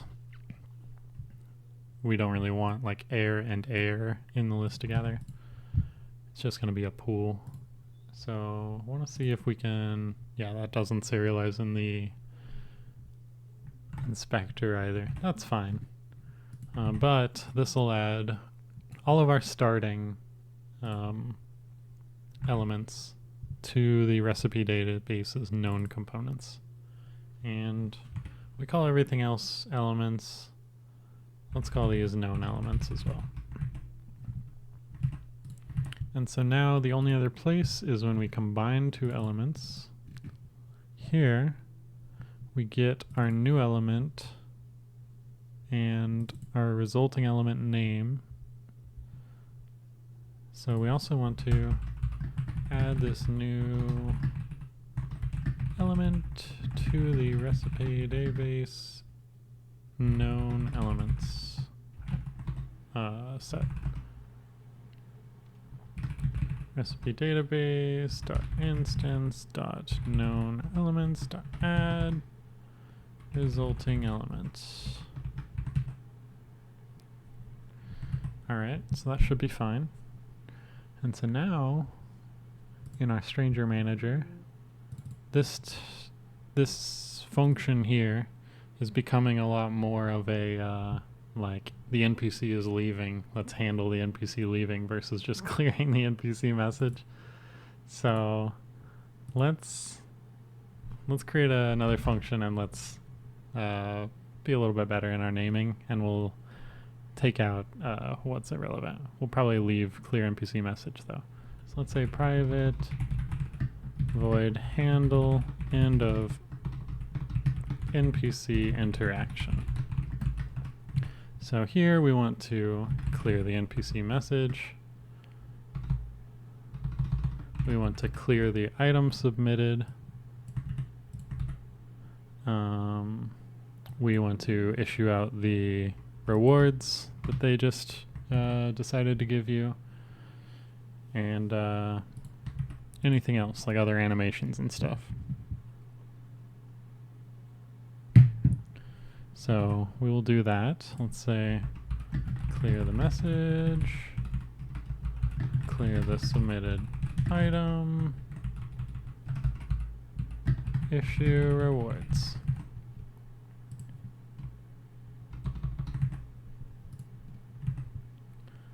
And in order to do that, let's say private list string random ingredients. That probably is better to live on the recipe database, and we'll just get like a public list or hash set of string random elements int number. And we'll do like a can you get a random element in a hash set? I'm not sure, but we'll look it up in a second. Hash set string results, we'll initialize it. Let's call this elements. That's what we will return. And then we will grab a random element. I mean, I'm sure we can just do something. Let's do this. Unity get random element in hash set.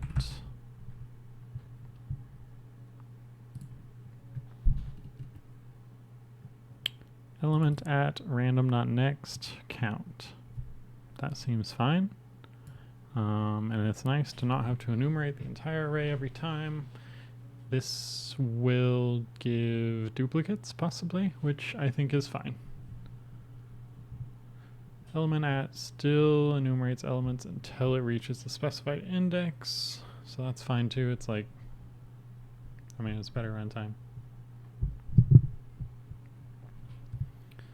So let's say, here's our element. Let's grab that. So we've got a little reference to look at, and we say for int I is equal to 0, I is less than number, I plus plus, elements.add, known elements dot element at random.next. Wait, we can just do, well, what's the unity random? Random.range 0 known elements dot count. That's a lot of parentheses. So this should just grab that many elements randomly from the hash set. It could give duplicates. I think that's fine. If you got 2 fires or something, that's probably great. You're going to use them. So that's probably fine. We should double check that this works by just adding it at the start of the game. Random elements. But first, let's figure out how we're going to do it at the end of the game as well. So we'll say hash set string rewards is the recipe database dot instance. Actually, we want to pass through the success flag, so we're going to store that as well. Public bool expected success for current quest, and we will make sure that that gets set here to false. And then here, got yes or no, we can just say is equal to text is equal to yes. And we'll even go a little nicer on the LLM and say to lower. And we probably don't need to like trim it, cut off the new lines and stuff, but we'll see. So here we want random elements, and we want expected success 3, otherwise 2. So this gives us a hash set of rewards to add to the player's inventory, which I think we manage in the game manager. Here we are. So now we actually don't want this because we want to allow duplicates. So this guy becomes a void, and fortunately we were already using a list instead of a hash set, so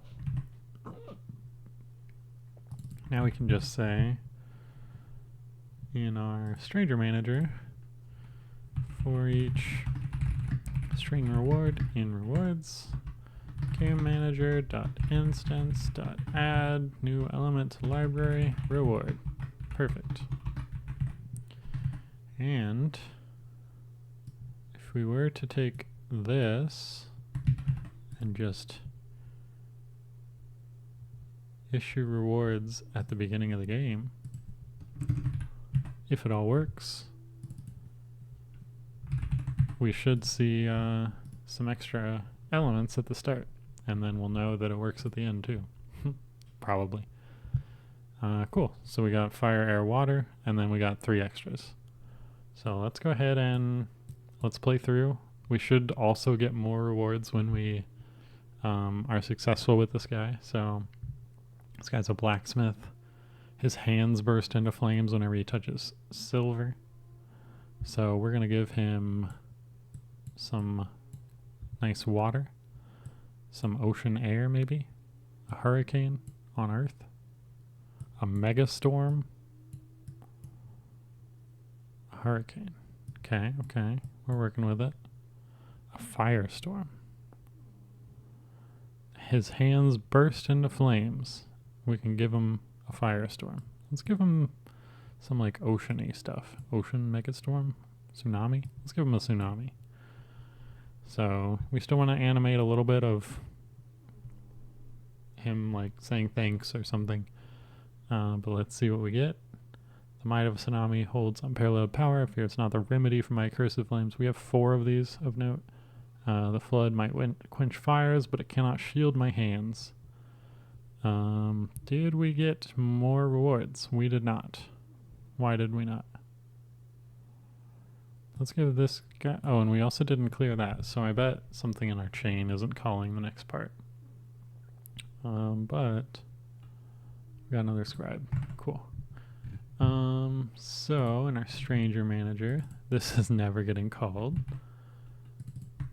So here is where we actually want to handle the end of the NPC interaction, and then we'll generate the new quest.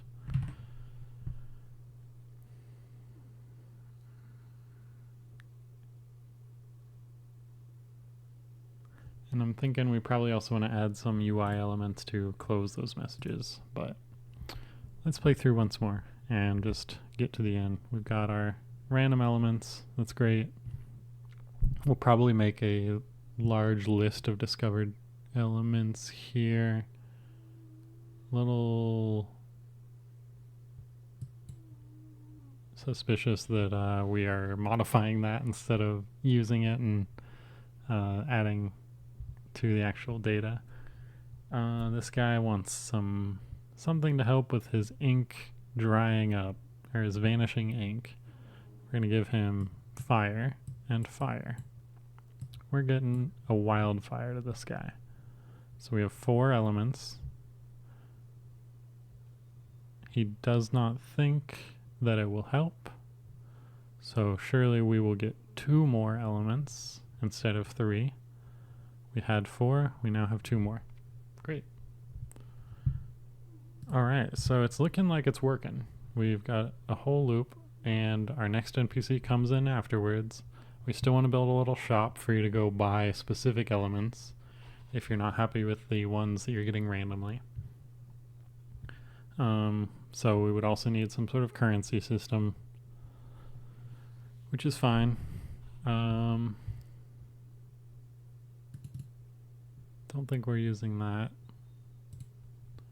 Game manager, this guy. You're not. Let's delete that off.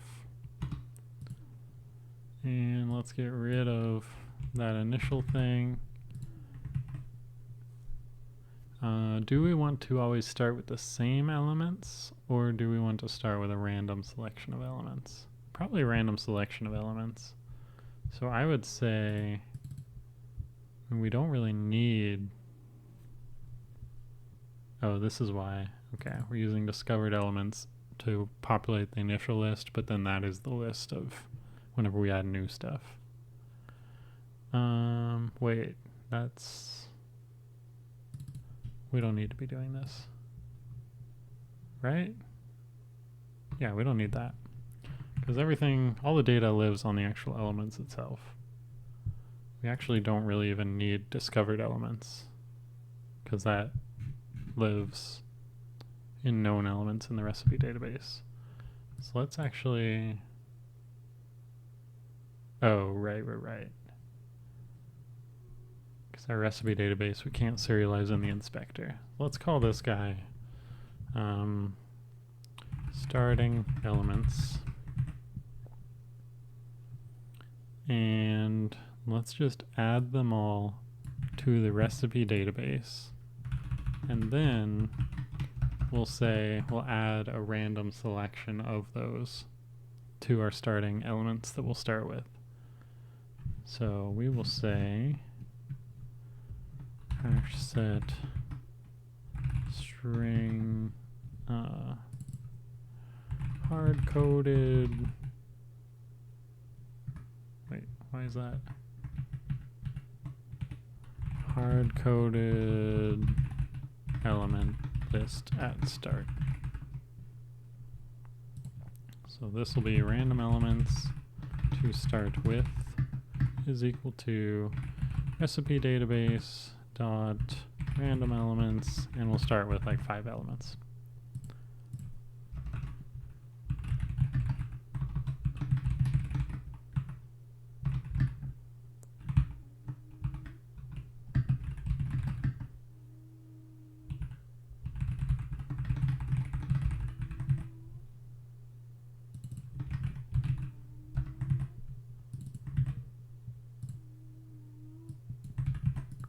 So this will let us add a really big pool to start with, and then you pick random 5 elements from that to start with.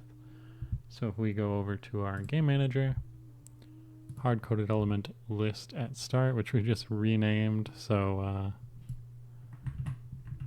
we got to rewrite them all. Let's make sure that that defaults to 5 on new computers. And let's add a bunch of elements. Let's just go ham with 20. What do we got here? Fire, water, earth, ice, air, darkness, light,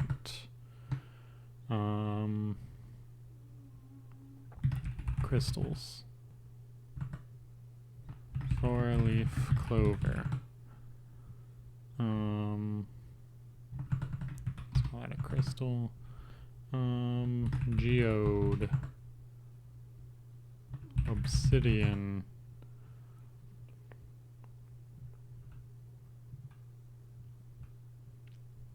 just looking around the room, coming up with stuff.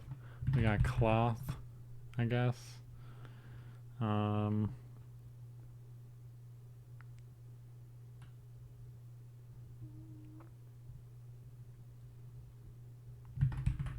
Clay.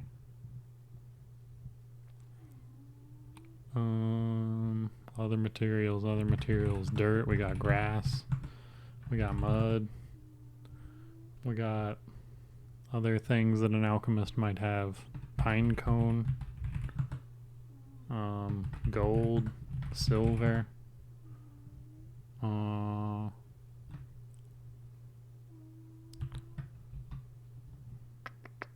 gemstone, like a ruby. Seems fine.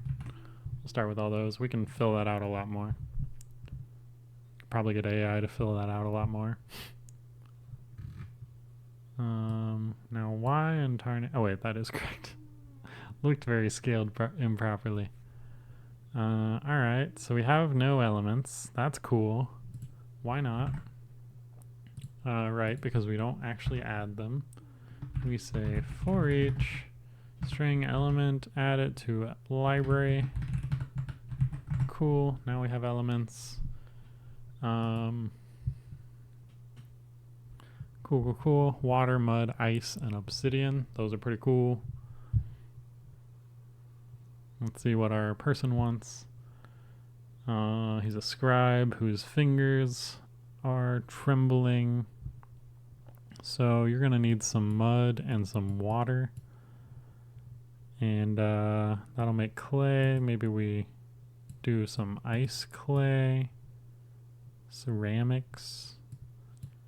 You know, that's it. We're kind of in a spot where we're not going to be able to craft anything that helps. So reinforced pottery. Maybe that's you put that around your fingers and it'll hold them steady. What do you think about that, sir?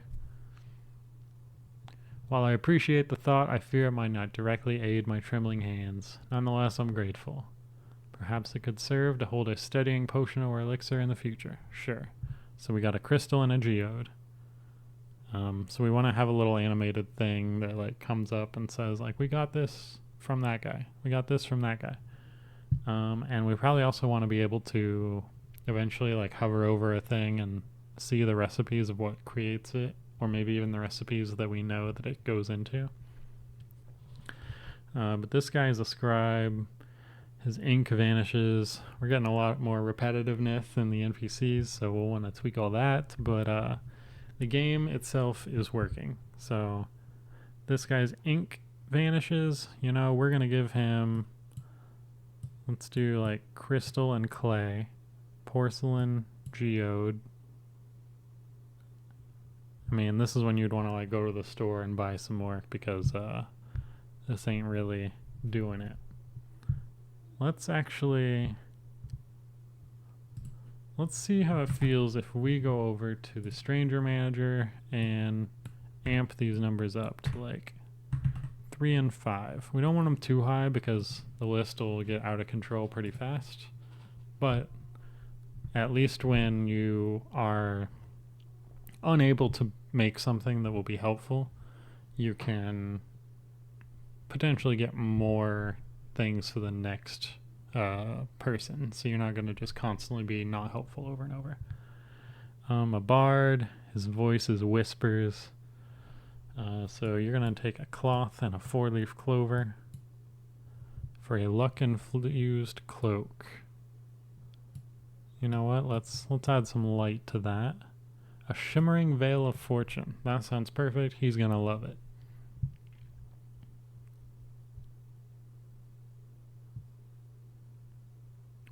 O wondrous alchemist, you bestowed upon me a miracle in the form of the shimmering veil of fortune. Yep, that sounds great. He's very happy.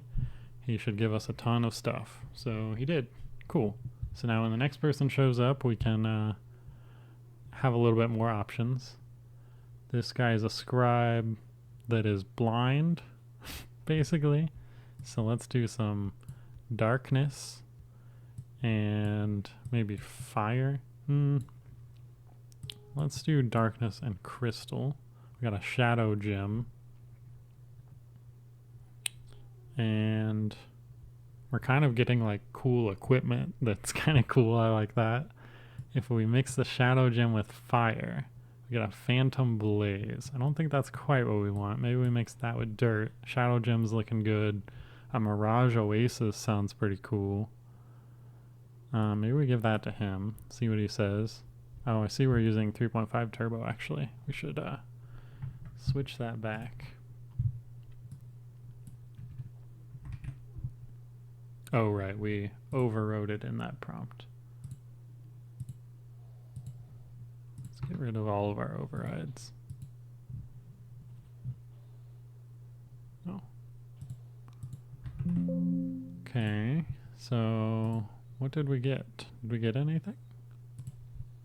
Oh, apparently he took it and I didn't see his response.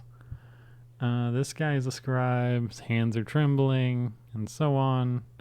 We are also going to give you a some dirt, actually. So I think this would be really cool if we can get image generation of these NPCs working and get a nice, like, crunchy interface that really highlights this workspace of you can play around and craft new stuff. Like you can have little maybe the loading icon for when you combine two things. You get some like dust shooting out. You get little hammers hammering at it. It's like you're working on it. Or maybe it's like you pour vials to vials. You're kind of making a thing. This guy is a bard whose voice has been cursed. Yeah, we want to definitely increase that variance in the NPCs. And we could do that by like passing a shortened version of the previous NPCs into the prompt and say like these are the people we've already talked to, generate someone new. We could have more of a change prompt approach where we say like give me an interesting medieval NPC and then generate a twist on it. There's a lot of different ways we could approach that, but it's nice to see that the game itself is working in this stream. I probably will cap it at like 4 hours. It's been pretty long, but we started from scratch and we implemented this new API, which y'all should go check out, api.chromagolem.com, shameless plug.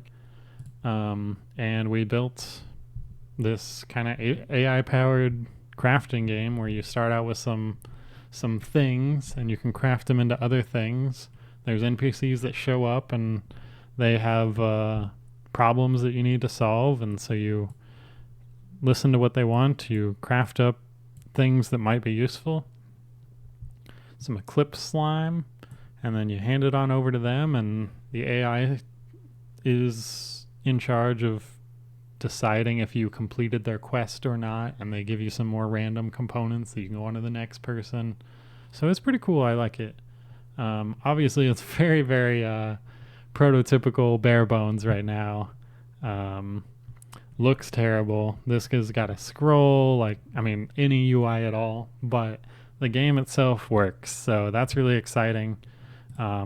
With this API, let's see here. I can see that this whole stream cost me less than $1, and I was using the like super powerful production model. We did 32,000 tokens, which is pretty crazy, but not really. You can get tokens for real cheap, so it was like $1. Yeah. So, oh, don't look at that card. But yeah, it was really simple to implement this. You just create an API key, choose the model that you want to serve those requests, and then we have snippets for implementing it in your game. You can just copy and paste, but we're also working on a Unity asset that includes all these like prompts, models, and nice ways to work with them. So you can stick them in a coroutine or run them immediately or something else. So we're still working on that. The API actually just released yesterday. Everyone that signs up gets 10,000 tokens for free. And if you hit us up on Discord, we'll give you 40,000 more. And we'll hopefully release this asset soon. I think I will say this is pretty good. I'm gonna, let's see, where's my OBS? Let's take me back to the talking scene, if you can still hear me. I'm going to say thank you all for joining. This has been really fun to build. I definitely will work a lot more polishing it up. Polishing it up off stream. As you can tell, my voice is not happy that I've been talking for however many hours. 4 hours? Oh, almost 4.5 hours. Oh, and this is the second stream too, because I cut out for the first part when my internet died.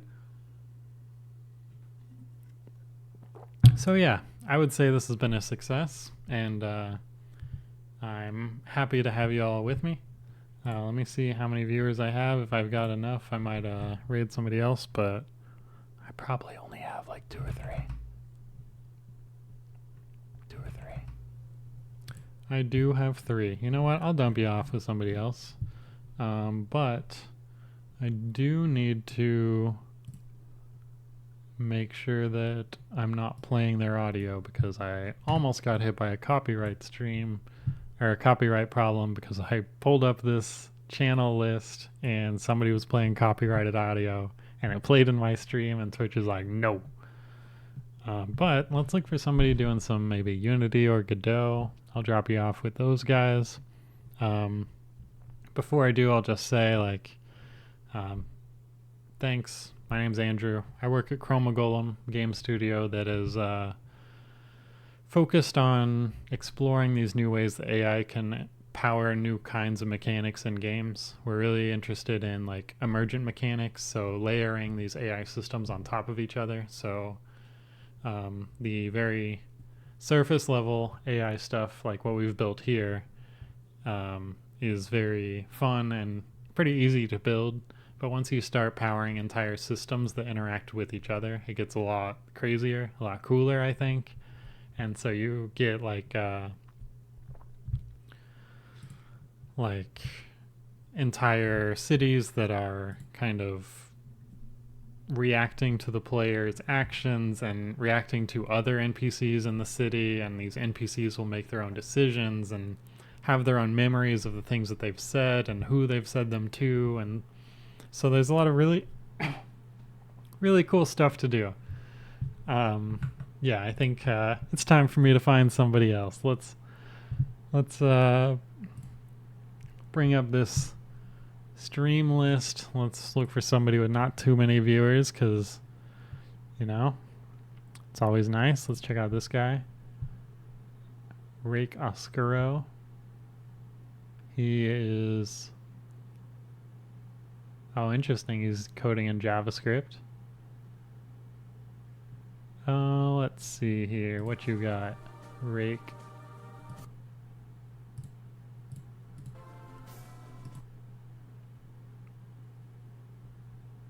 Oh, you're doing Advent of Code. Right. Okay, day 22. So more like small katas and stuff. Meta quest development. That's pretty cool.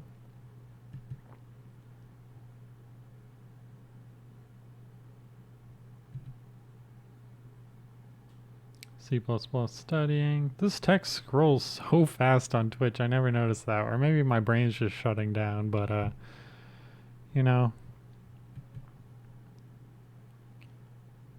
Focused co-working and study. Automatic email updates. Precision platformer. You know, let's check out this guy. Looks pretty cool.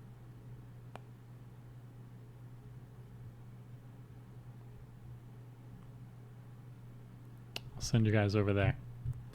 If I can remember how.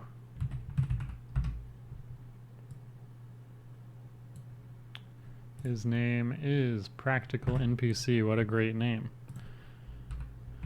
Raid Practical NPC.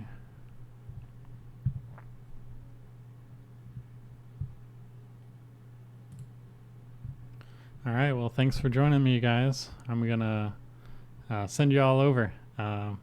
You can, or if you want, feel free to follow me on Twitch. I stream every Tuesday for game development, and I also stream occasionally throughout the week. On the weekends, I play a lot of games, so usually streaming just whatever I'm playing.